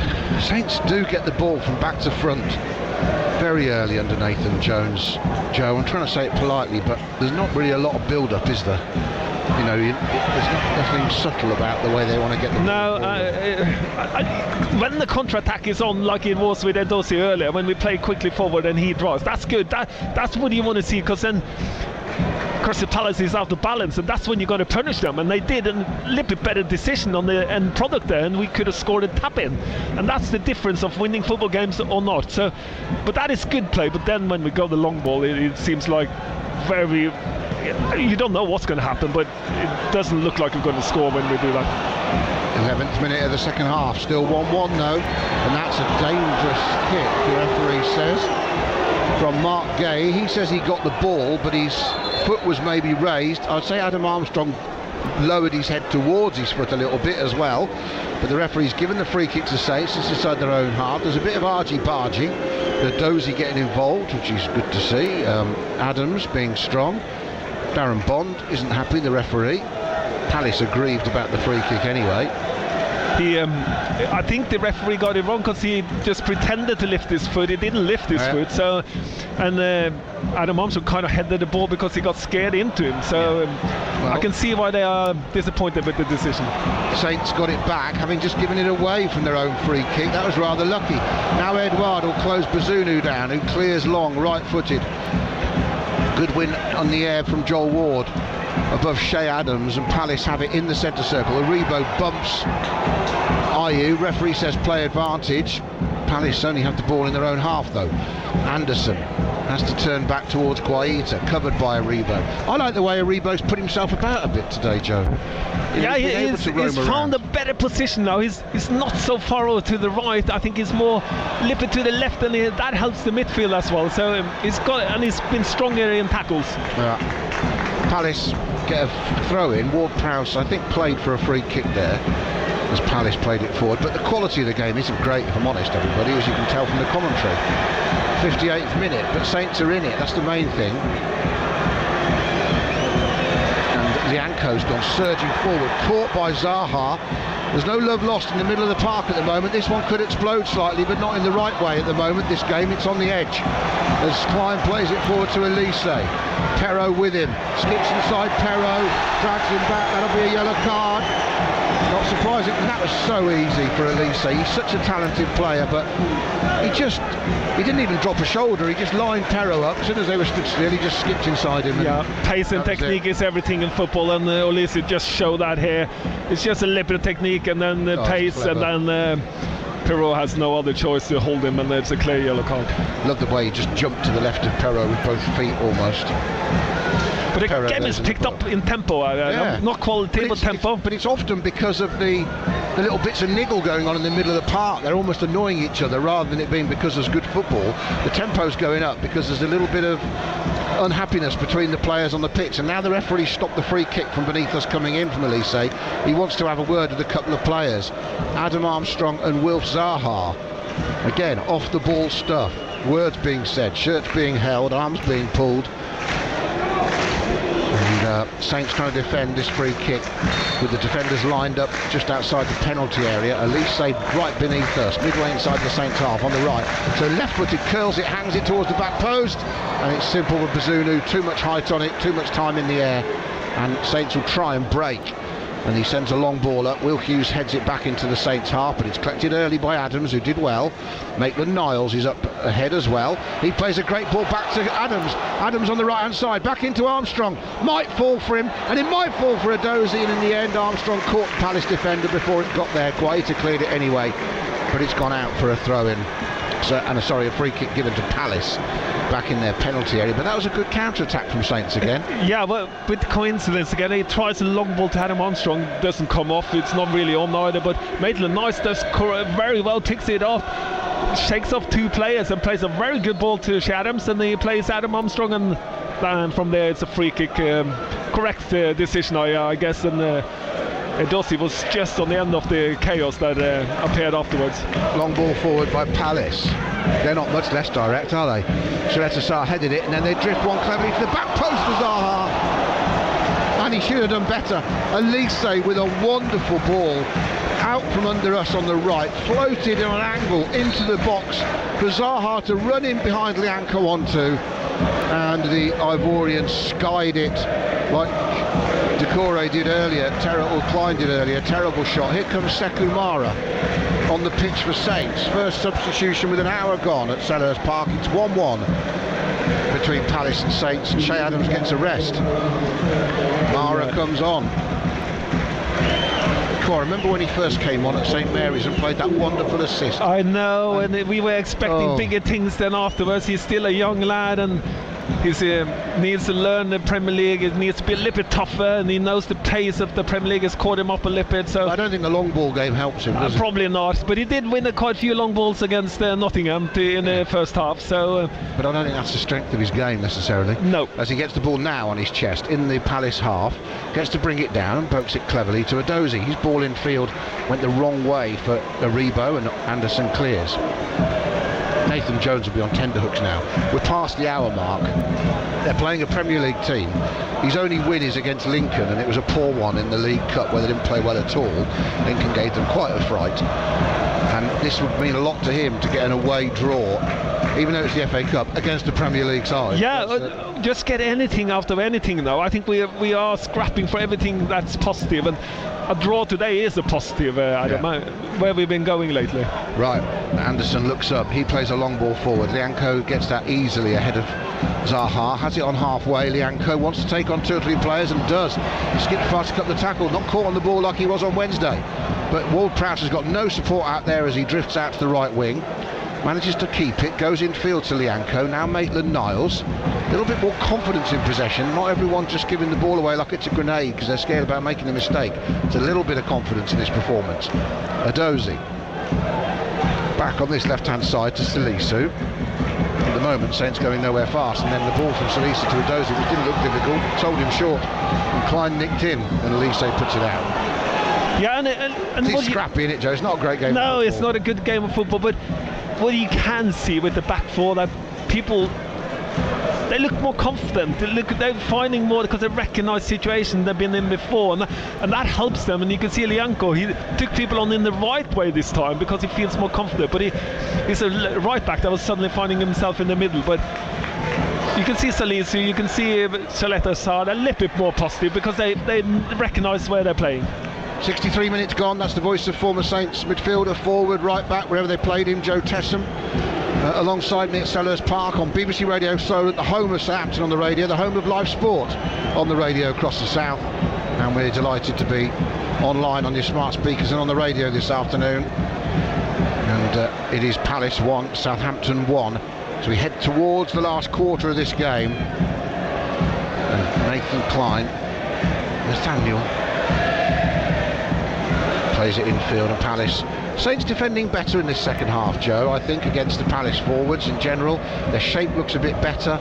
They don't look as straight. No, shape is much better. What we had a problem in the beginning is that Joe Aribo was too straight in front of Che Adams, and then in the middle, and there was too much kind of room to the left side on our pitch, and that created the space for Crystal Palace to play. And so that has been adjusted. Ward-Prowse and Maitland-Niles sorted out that they are more kind of sideways where they're playing holding together and cover more of the pitch, and that stopped Crystal Palace from playing straight through us in the middle. And And Joe Rebo started winning some challenges and what he needs to do, which he needs to do in that position he's playing, and he's played better second half. Not now, great, but better. I don't think he's been any worse than anyone else, if I'm honest. No. A couple of changes for Palace. Jean-Philippe Mateta has come up front, like for like, because it's Mateta on for Edouard and Milivojevic on for Doucouré. So thankfully for Saints, Edouard can't get a third goal against them this season, but he has got the Palace goal that's got them a share of the spoils at the moment, with Saints now taking over in the Palace half with the ball. So Milivojevic on for Doucouré as well. And here Saints have it down the left. Perrault back to Zosi, just behind him, slows the move up. Saints deep in the Palace half, working it between the two of them down the left hand side again. Adozi pulls it back into the box. Aribo plays it, looking first time to put Perrault in, and it's just ahead of the Frenchman as he falls over, stretching for the ball.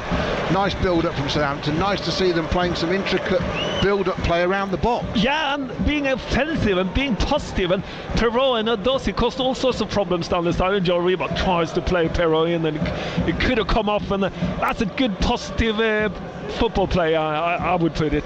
And it's just a little bit of accuracy, and it would be probably a chance. Yeah.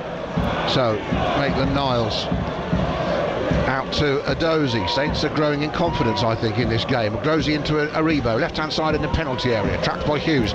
Maitland-Niles then crosses first time, back flick, and Guaita makes the save of the match by turning it away, round to the post. Adam Armstrong got the back flick header from the Maitland-Niles ball chipped in, and it was looping towards the back post like Ward-Prowse's free kick did, and this time Guaita was ready and matched it with his right arm over the top of his head and pushed it past the left hand post. Great save. Shouldn't probably go in from where he flicked it on, but it kind of kept going, so good save. Yeah. Out swinging corner is the result. Ward-Prowse takes it to the near post. Mateta, the substitute, heads it away. That was the best chance for either side in the second half. Ward-Prowse again in from the right. Good header from Joel Ward to around, surrounded by 3 or 4 light blue shirts. Managed to get it away, but Adozi's gone round Ayew back, and then it's left by Chileta Sarr. Adam Armstrong kicks a shot. It balloons in the air. No one's cleared it yet. No one's got a latch on it yet, and eventually Anderson did. And Palace through Elise bring it away, and Elise is chopped down by Chileta Sarr. Proper reducer from Chileta Sarr, that was. He gets a yellow card. Yeah, I don't know if it was necessary to do it, but he decided to slow him down. It's on the kind of 10-15 yards from the halfway line, and Olise wasn't going anywhere, but he stopped the counter-attack if there was a counter-attack on Adam, but gets a yellow card, and that means he can't tackle anymore today. Well, he can tackle, but he has to be careful. Yeah, great save from Guaita. You'll enjoy that one on Match of the Day. Yeah, and good combination play down the left-hand side. That's where it's coming from now.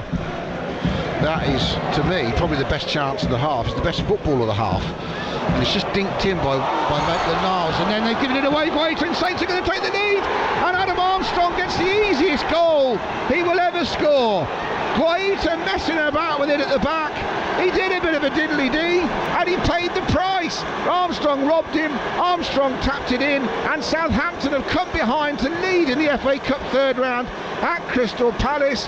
Boy, they needed a gift, and boy, have they got one. Palace 1, Saints 2. They got 2 gifts. Joachim Andersen plays a very bad ball back to the keeper, to Guaita, then has a touch and is so slow, and Adam Armstrong puts pressure on him. He reads the situation, runs and takes a chance on the pressure, which we need to see, and because he takes a chance and runs 40 yards to put pressure on, the keeper kicks it into him, and he has an easy tap in on an open goal. Good for him and good for us. Adam, we're in the lead. This 68th minute and we're in the lead, Adam. That's fantastic. I love this. Yeah, what a finish we're going to have now in the final quarter. An absolute gift from Crystal Palace goalkeeper Vincente Guaita. We're chatting, nothing's happening in the game, the pillars are in my way, but I'm thinking that's not a problem because they've rolled it back to the keeper and he's going to belt it forward. And then he messed about with it. But you see in football, if you gamble sometimes, it will come off, but you've got to do it 100%, and Adam Armstrong did it 100%, and that's why it came off. Yeah, didn't give it up, did he? The lost cause. Anderson back to Guaita. Now what's going to happen this time? Saints fans will be urging him to do the same again, but he takes a safer pass to Guaita. Gay, and then it's played up into the air for Mateta. Foul by him on Salisu. Free kick Saints, who have the lead, and they've scored 2 goals in the game, which is great. They haven't done it in the league since they beat Chelsea when Adam Armstrong got the winner there for a 2-1 win. But in the Cup, they've scored 2 goals against Lincoln now, and they scored 2 goals against Palace today. Yeah, and you can see Palace's reaction as well when the goal in. If our reaction was negative when they scored, their reaction was really negative. Now, it's chirp Saints up. Rebo, nice first time ball to the left to Perro. Adozi, tackled by Klein. Throw in Saints. Midway point of the second half. Past that, and it's midway in the Palace half.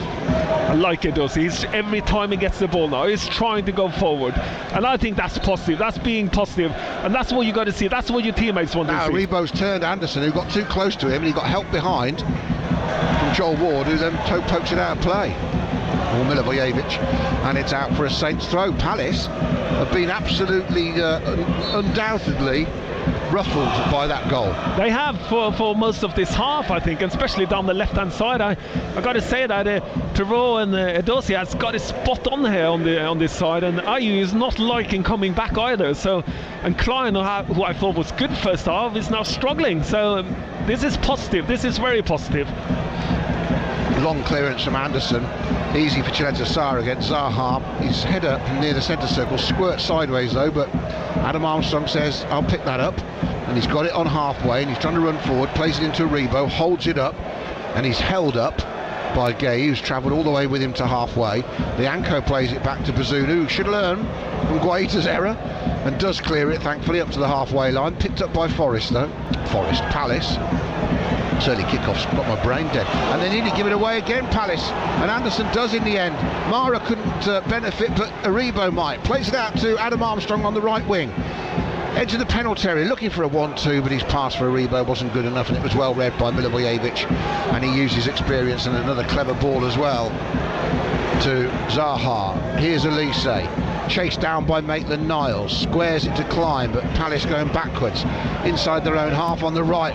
Klein caught in possession by Samadozi, and it's picked up by Sekou Mara. Mara wants to drive down the left, but he's tackled by Elise, and it's Palace who look panicky and making mistakes on the ball. Yeah, and we've been positive. We always look for what a difference a goal made for Adam Armstrong. The involvements he has had. He hasn't hardly been involved first off, and now he's like turning, doing the right things, Adam. Perro to Adozi down the left. Adozi tries to give it back to him. He does in the box, pulls it back. Intercepted by Palace and cleared by Anderson. Very well defended actually by Anderson. And then Mateta holds it up. He's fouled by Ward-Prowse, who immediately says to the referee, I've got the ball. And he didn't. And it was an obvious free kick. He's a big unit, old Mateta. He's about 4 times the height of James Ward-Prowse. Yeah, it was the right thing to do. He is about 4 times. Yeah, he is. Not much. He's very big. He's a tall, languid, leggy striker who would have gone down very well down the road at Plough Lane in the Wimbledon heyday. Long ball forward to him. Mateta's first touch is to chuck it out to this right hand side. It was a good ball actually to Ayew. Short pass to Elise. Elise trying to get Zaha into the game, but he's underhit that one, and Lianco can step ahead and clear. Then Saints try and play it up to Mara, and Adam Armstrong's got the bit between his teeth. He's kept another ball in, and he gives it away with a pass, and Lianco slides in ahead of Zaha. Saints fans love it in the away end. Saints leading 2-1. Another substitution coming from the home side. Jeffrey Schlupp, he's going to come on in a minute. It's good to see. You see how much a goal changes things, and I think against Nottingham, if Adams has put that ball away first off, that big chance, it changes momentum in games, and you can see here how much it's changed everything. Well, you could see it was kind of coming at him. We could feel that something was coming. Yeah, now Eberechi Eze is also coming on. So while this substitution's being made, let's head to the Vitality Stadium. Our third FA Cup third round tie comes from there. Bournemouth against Burnley. Team news from Chris Temple. Hello Adam, good afternoon. The Cherries go very strong. 3 changes from the midweek defeat at Manchester United. Out go Kelly, Mepham and Lerma. In comes Zamora, Stevens and Rothwell. Burnley also pretty strong. They make a couple of changes, but they're pretty much at full tilt from the team 5 points clear at the top of the championship. Thank you very much, Chris. Commentary to come on all radio frequencies, on digital radio. Remember, on your smart speaker, ask it to play BBC Radio Solent. or via the BBC Sounds app. Just click on BBC Radio Solent, the station, to listen. Plenty of ways to listen this afternoon to the Cherries against Burnley at 3 o'clock. Me and Joe will be driving back to get within range for the second half in the car, that's for sure. As the free kick given to Palace, immediately Eze has an impact and a yellow card for Prowsey, I think. Yeah, Prowsey for holding. Yeah, I think that's a build-up, if I'm honest. He's given away a few of those and got away with them, but not this time. So, free kick to Palace. Eze is on. It's a worry. Elise on. Zaha on. Eze on. Ayew on. Yeah. Mateta on. Yeah. No messing about now from Patrick Vieira, who loved the FA Cup as the Arsenal captain. It is, of course, a knockout competition. He doesn't want to go out. He needs a goal. There's 15 minutes of normal time to go. Eze lifts it into the penalty area and everyone lets it go past. And unlike Ward-Prowse's in the first half, this one was a couple of yards wide of the post, but no one got there. So Palace now have Zaha left, Mateta in the middle, Ayew right, there's a 3, and effectively you've got Eze and Elise, or I think really maybe Ayew's up front with Mateta. You can sort that out, Joe, you're the footballer. Long clearance from Saints, well chested by Mara, and it goes back to I'll keep it to the Saints now. Okay.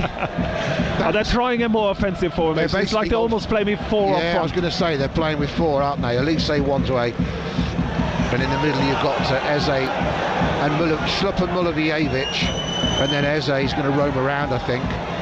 It's almost a front 5, Joe, if I'm honest. Yeah, it's almost like a 3-2-5. Yeah, exactly. It's very good. As now Zaha drives again at Lianco in the box, pulls it back across the penalty area, cleared away by Salisu. Got a crucial poke out from the penalty area on the edge of the 6-yard box. But again, they get it back to Zaha, then Eze, his shot blocked at source. 14 minutes to go. He could have quite a grandstand finish here at Selhurst Park. Elise trying to line Perro up, has to turn away. Klein hangs the ball in. Mateta wins the header, coming back from an offside position. Free kick Southampton, 2-1 they lead. And we've got something to hang on to, something to hold on to. Yeah, some hope, Joe Tesson. Yeah, and we don't need to score anymore. We just need to see the game out and defend and win it that way. That's all we need to do. We can let it go to Crystal Palace, can do what they like. We just need to defend. That's our first job now. Defend, see it out. It's 14 minutes to go for full time. Just see it out. And we're doing the proper good old defending, getting everyone back and doing the right thing. This is how you defend. Just get your people behind the ball, get all the players behind the ball, and sit back and get a ball out and let the problems be to the Crystal Palace players. Well, some things are working today, and that's really good news for Saints. I'm glad. I didn't understand why Perro was dropped the other day. I'd be playing him behind a Dozy or behind anyone else you want to play on the left wing every game. Lianco's playing at right back, but I'd still rather see Walker-Peters there. That would improve the team again, although Lianco gives you more height at set pieces, of course, defensive and offensive, and maybe when you play a Palace team that have got some big guys, it's good to have him around. But he's not done bad against Zaha. He's been lined up a few times, but most people are, Joe. Yeah, he's what he has done, instead of rushing into him, he's kind of given him a little bit of space and stood back and let him come to him. So he's been confident. He's gone past him a little bit easy. So sometimes you say, okay, you should have gone tighter, but he hasn't done bad. He's turning into an alternative as a right back. Yeah, long clearance from Bazunu, and he just seemed to like him because he's been playing him above Cheleta Sarr, which has been interesting, and Bell Kotchap in the one game since we come back. So ball out for a throw to Palace inside their own half on this near side. How have the stats changed? Well, I can tell you, Saints just under 50% possession, Palace 53, Saints 47, but Saints 6 shots, everybody, woohoo, 4 on target, even better, 4 on target, 2 have gone in.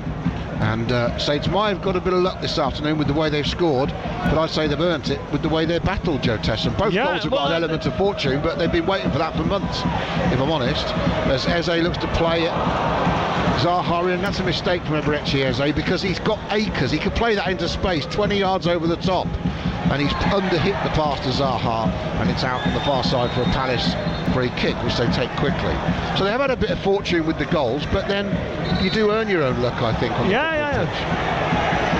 had intent and they worked the ball well near the end of the first half, and They did okay. So we've got, 11 minutes to go of normal time. Referee having a word with Jeffrey Schlupp, who's not been on long. Are we going to see a substitution? Marcus Peters is coming on for Edozie, Adam. For Edozie? Which we're being positive, and he's the one that's been creating things for us. I'm taking it that he's putting him on to be more defensive, and I don't know what's going on there. Where's Lianco going? They're going to a back three, aren't we? Now Zaha has it. He goes past Lianco this time. He gets a little touch. The home fans behind that goal to our right want a penalty. Referee's not interested. I'm not sure there was enough contact for it to be a penalty. Maybe we're going to get VAR. Let's have a look. We wait. Milivojevic is having a word. Mateta's gone over there to impose himself on Darren Bond. James Ward-Prowse is having a word. Lianco's having a word. Zaha's staying out of it. Now, we get another look here, everybody. Lianco, as you think he caught his right foot, he has. Probably, I would say, accidentally, but has he done enough to bring him down? Is the VAR on this? What are we going to get? It's tight. It's a throw-in. 10 minutes to go. That's gone for Saints, hasn't it? I think it has. I'm not going to say anything like that. It is. I think. And it's a goal kick with the fans away to that right one corner. I think it's one of them. If Wilfried Zaha goes down straight away, he tried to stay on his leg. He tries to stay up and he couldn't. If he goes down straight away, I think it's one of those you would probably get a penalty. But sometimes you got to go with the referee on the pitch, and that's what he's feeling, that it was too easy, and I kind of looked. I think it was a little bit easy. I'm not sure I would have given a penalty, but it did touch him. It did step on his foot. Palace just denied a legitimate corner as well. Ball played off Lianco, not given. So they're feeling aggrieved and they're trailing. Saints lead. Nice to say that. Saints lead. Here comes Walker-Peters, right hand corner of the box. His cross is overhit by some margin, and it will bobble out of play on this near side, and Palace will have a throw, but deep inside their own half. Can Saints pin them in, keep them back? Those travelling fans who brave the weather, the cost and everything else without any trains, all that in miserable, I mean, it's horrible, everyone. It's blowing a hoolie now, and it's raining, and the rain's coming across Sellers Park. But you know what? How nice for those fans to be able to drive home on the back of a win if Saints can hold on here. 8.5 minutes to go. Joe Tessam of normal time. What do you think? 2-1. Yeah, well, it's not a good football game. Don't get me wrong, but we got 2 goals, and that's what counts in the cup. You and in any football game, you just need to win the football game. I'm not sure how we're playing and where Walker-Peters is gone. He's kind of stepped in front of Lianco, but what kind of job role he has, whether we're now playing with a back three or whether he's just there to be another player, that's a good question, Adam. Yeah, it's a good header from Lianco clear. Ward-Prowse helped it on, and then Palace are giving it away. That's poor. Ward-Prowse has it back on halfway. Zaha's not that interested in chasing him, so he doesn't. And Aribo collects it 10 yards inside the half, and he helps it on beautifully to Perro. First time cross is excellent, looking for Mara. Half away by Milivojevic, who's going to get another chance, and he nods it down, and it's whacked clear by Nathaniel Klein up to halfway. Salisu heads it up, Maitland-Niles heads it on, belted forward by Schlupp. It's not pretty, but he's managed to find Zaha, and now Kyle Walker-Peters has gone out to double up on Zaha with Lianco, but he's managed to get between them and play a lovely ball to Eze down the left. Just for a moment, Palace almost undid Saints, and he's rolled it past one. Deflection goes wide of the post, and it's a corner to Palace. That was great football from Crystal Palace. Zaha at the centre of it. Lovely rollback made the space for the shot, and it was deflected and behind. Yeah, and it was good defending in the end. We just stood still and made sure we blocked the shot, and it's Lianco again that blocks it. We have got to back 3 now, or back 5, Adam. I think that's the aim of the game, not to defend and see it out. Here comes the corner from the right. Aribo heads it away at the near post. Good defending. Schlupp will get there just before Adam Armstrong, who, remember, scored Saints' goal after robbing Guaita on the ball when he dallied and did a diddly-dee, and he got done, and Saints are leading because of that, as the ball hung to Mateta at the back post, and even he can't get that. Just drifted past him, did the right thing, pulled away, and they just overhit by about a foot from Joachim Andersen. Goal kick Saints, 2-1 Saints, time running out for the hosts. Yeah, and we had full control of that. I think Crystal Palace, if they don't go down the left-hand side, they don't seem to have much idea of what to do. It's just a hopeful cross-in.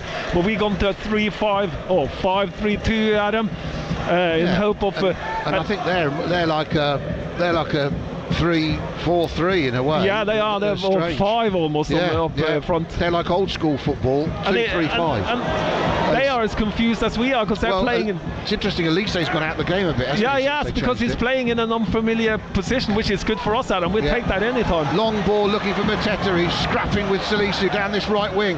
Salisu gets half a touch. Elise takes over, skips it past Salisu, but he skips it past the white line of the goal line. It's a goal kick to Southampton, and with just over 5 minutes of normal time to go, Saints lead Crystal Palace in the third round of the FA Cup.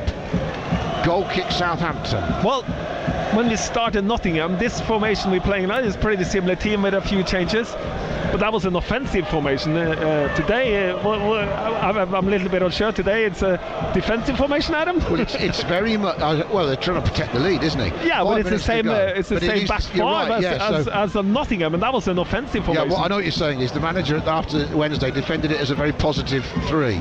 But it's the same players, and it now looks like a protective 5, which is fair enough. Pero. Yeah, well, that's the right way to play now, without any doubt. If you want to be positive, if you want to protect a lead or play for a draw, play the 5, Nathan. Apart from that, play a 4 if you want to win the exactly. game. And this is the right time to do it. This is when you want to be 5 in the back and defend, because you don't need to win the game now. You got your winning goal, and it is 4 minutes or 5 minutes to go, and then you just be smart, cynical, get the ball up on the pitch. Subs 3 and 4 about to come on for Southampton. Diallo and Genepo. First they're going to have a throw-in, or they're not going to have a throw-in. The referee says we'll wait. Everyone was ready. Players up from the back, everyone ready for Salisu's long throw, and it's going to be Diallo for Aribo. And who's coming off for Genepo? We'll see what the change is now. I think it's going to be Adam Armstrong. Yeah, Adam Armstrong is coming on, except for he's come alive after his goal here. Yeah. Well, he's got 1 goal this season before today. That was, of course, the winner against Chelsea. Yeah, back at the end of August. He's only got, Adam Armstrong, 3 goals for Saints since he joined. That's his 4th with the FA Cup goal. 3 goals in 18 months. He's now made that 4, which is good for him. And he's off the pitch having worked hard, did nothing in the first half, and then he's taken the 1 bit of pouncing he was able to do with his speed. He's done. And with 3.5 minutes to go, Saints take the throw. Salisu to the edge of the box. Milojevic heads it away. Stumbling and tumbling in their own half, Palace win a free kick. Ayew caught by Ward-Prowse, who wants to be careful, he's being booked.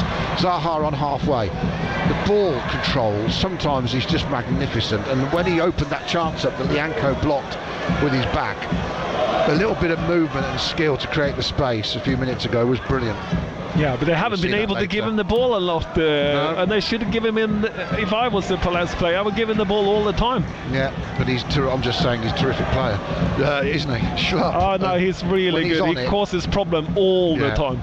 When he's on it, he's brilliant. And now with double up, we put Genepo down the right to help Walker-Peters and Lianco. Lianco, Walker-Peters and Genepo can all jump on him, that'll do. Yeah. Here comes Elise, hugging the right touchline beneath us for Palace. Midway inside the Saints half, drifts away from Pero and Maitland-Niles. Finds Schlupp, who hasn't got into the game and adjusted to the pace of it yet. Then it's helped on back out to the left to Zaha against Walker-Peters. Zaha goes towards the corner flag. He's going to turn him beautifully. He's dragged down. It's great skill again. He's done a complete 360 around Kyle Walker-Peters, who's just taken the yellow card and taken the hit for the team, to be honest, everybody. But he's looking like it's going to go out for a corner. He's pretended like he's going to let it go out, and he's appealing for the corner. And then he's just spun around Walker-Peters. Well, Walker-Peters get his foot on the long pass first, or the pass out to him, and then I think he should just be tight there. Straight away, it's like he's scared of him, and because I think he slowed down, thinking he was going to let it go out for a corner. Yeah, but so he should go tight, be tight to him, and then he can't turn, and that's the problem, because he gives him space to turn. And it's a good turn, though. Don't get me wrong. It was trickery. He deceived him. That's for sure. Zaha, everyone think he was slowing down to go out for a corner, and then so he didn't bother getting tight, and he went, hey, I'm off. Yeah, and because he didn't go tight. Here we go, 90 seconds of normal time to go. The free kick is just outside the penalty area from the left, hits Walker-Peters straight in front, who's the only one-man wall at that narrow angle, and it goes out for a Palace corner. Saints have got some stoic defending to do as we head towards stoppage time in the driving rain and wind of Selhurst Park in the FA Cup. Palace have a corner, looking for a goal to take it to a replay. Outswinger towards the penalty spot, drops in the box. Salisu will thrash it away, and Saints can come away. And Guaita plays it forward terribly to Mara. The goalie's 40 yards out. Saints are charging over halfway. Perrot's trying to break. If he's got any sense, he'll slow things down now and keep the ball because the goalie's got back. And Maitland-Niles plays it infield sensibly to Gillette Sarr, and he's got a man wide on the right, plenty of space because Zaha doesn't want to get back and help out. And suddenly Walker-Peters plays it to Diallo. Outside on the right now is Genepo, and he's offside, looking across the line. Yeah, but that was good play by Perrault. We turned it around, good toss by Gillette Sarr out there on to Walker-Peters, and that's why he's put Lavi on now to keep passing it and keep the ball like they did against Bournemouth. Be brave now. You won one goal up and then just keep the ball, don't let him have it. But Musa can't be offside there, Joe, looking along the line. No, he shouldn't be offside there. Palace are giving it away. Saints are heading to stoppage time, looking okay here. 2-1, they lead still. Fourth official's about to put the board up, John Busby. And we've got 5 minutes of stoppage time. We have just entered 3 players on the floor, the ball being scrapped for near the Saints fans, and the referee gives Palace a free kick. And Ward-Prowse better run forward, he shouldn't be running forward. He just sit back, let the 2 forward deal with that, and don't make any runs. We don't need to score anymore, Ward-Prowse. Yeah. Just sit back, sit. It's almost 5-4-1 for Saints now. Mara's up on his own, really. Genepo's there, out to the right. Palace managed to play between the defenders and then does well, Genepo, to get back and stabs the ball away from Palace. And Diallo plays a good ball to Maitland-Niles, and Sekou Mara's onside, says the linesman. He's through on goal. Defender racing back, Nathaniel Klein, and he blasts it wide, left-footed. Could never quite get the ball under the control he wanted, could he? And it was just pushing him wider and wider. And in the end, Klein put him off enough. And I think the linesman put his flag up anyway in the end. What a it was just offside. I need to see it. I didn't repeat. I'm not sure it was. Well, he messed it up anyway, Mara, didn't he, in the end? He missed it, so... He needed to straighten his run and actually make Klein come across him if he wanted to stop him, and he didn't do that. Klein was able to just nudge him and shoulder him away. Yeah, and that's where you need your pace, and he seems to lack a little bit of pace to be like a striker. Yeah. I want him to be a little bit quicker, to be honest. Yeah, well, here comes a long ball forward from Joachim Andersen.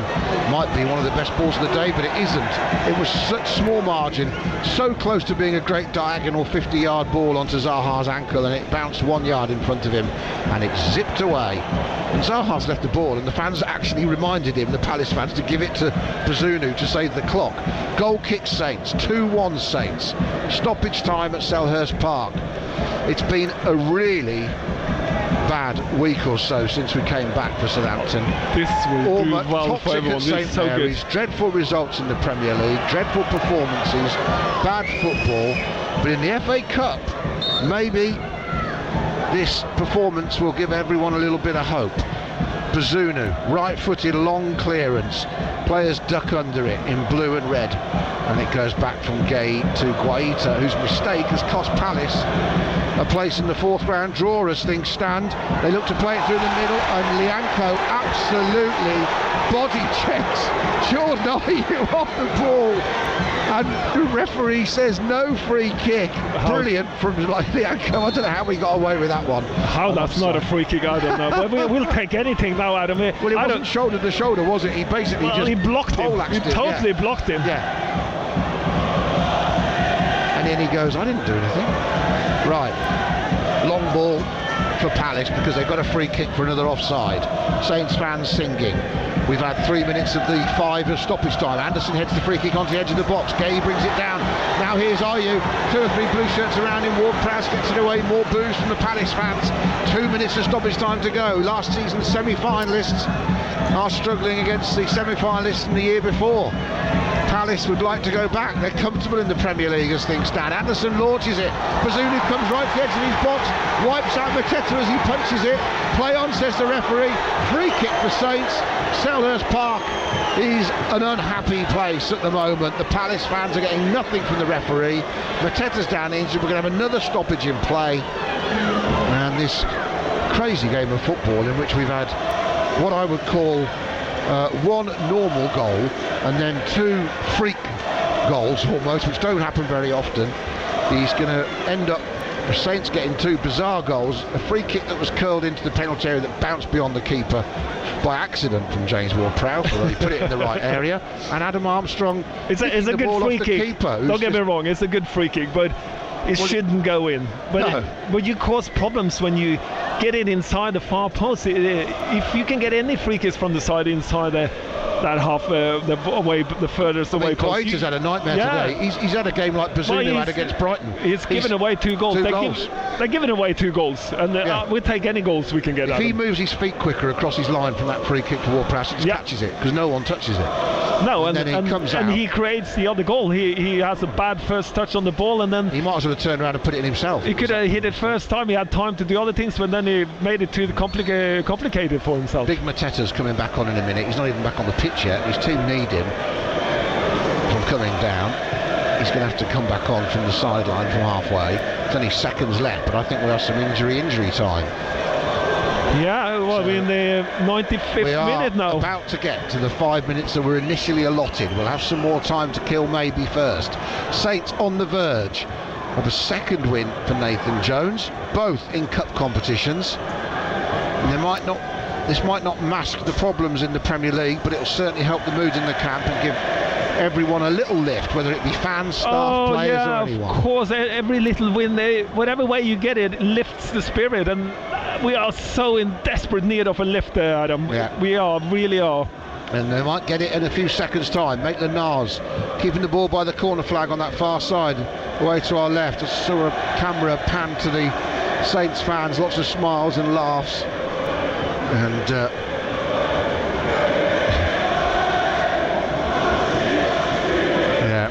they're singing something close to "How bad must you be? We're winning away" to the Palace fans. So remember, Saints did win. I like the banter. I like the banter. Yeah. So gallows humour from football fans is always good. We've had a minute extra, 6 in total of stoppage time. Clearance taken. Darren Bond says that's it. Boos from the Palace fans this time. It's not the Southampton fans booing, because their side are into the 4th round of the FA Cup after a very hard-earned 2-1 win here to go through to the draw. Goals from James Ward-Prowse and Adam Armstrong, both of them gifts from Vicente Guaita, the Crystal Palace goalkeeper. And after a terrible restart to the Premier League after the World Cup, and all the pressure in the world on Nathan Jones and the Southampton players, the manager has a small bit of relief. They've won this cup tie at Palace by 2-1, and now they can go back to St Mary's to play Manchester City on Wednesday with things looking slightly better. Joe Tesson. Yeah, we needed that. I'm not going to say anything about the football play today, because it was not a very good game. We didn't play very well. We've been gifted 2 goals. We have a lot to work with still, but this will lift our work. We need some positive energy, and this will definitely give us the positive energy. Yeah, from small acorns, as they say. I'll get reaction. Remember, we've got the Bournemouth commentary coming up at 3, so stay with us for that against Vincent Kompany's Burnley. But at the end of the day, the reaction we will get you as quick as we can, and it will go on our Twitter feed at Solent Sport, and of course it will go on BBC Sounds as well. If you go to BBC Radio Solent Sport, the sport clips, you'll find it. So that will come, but good news, Southampton have won and they're through in the cup.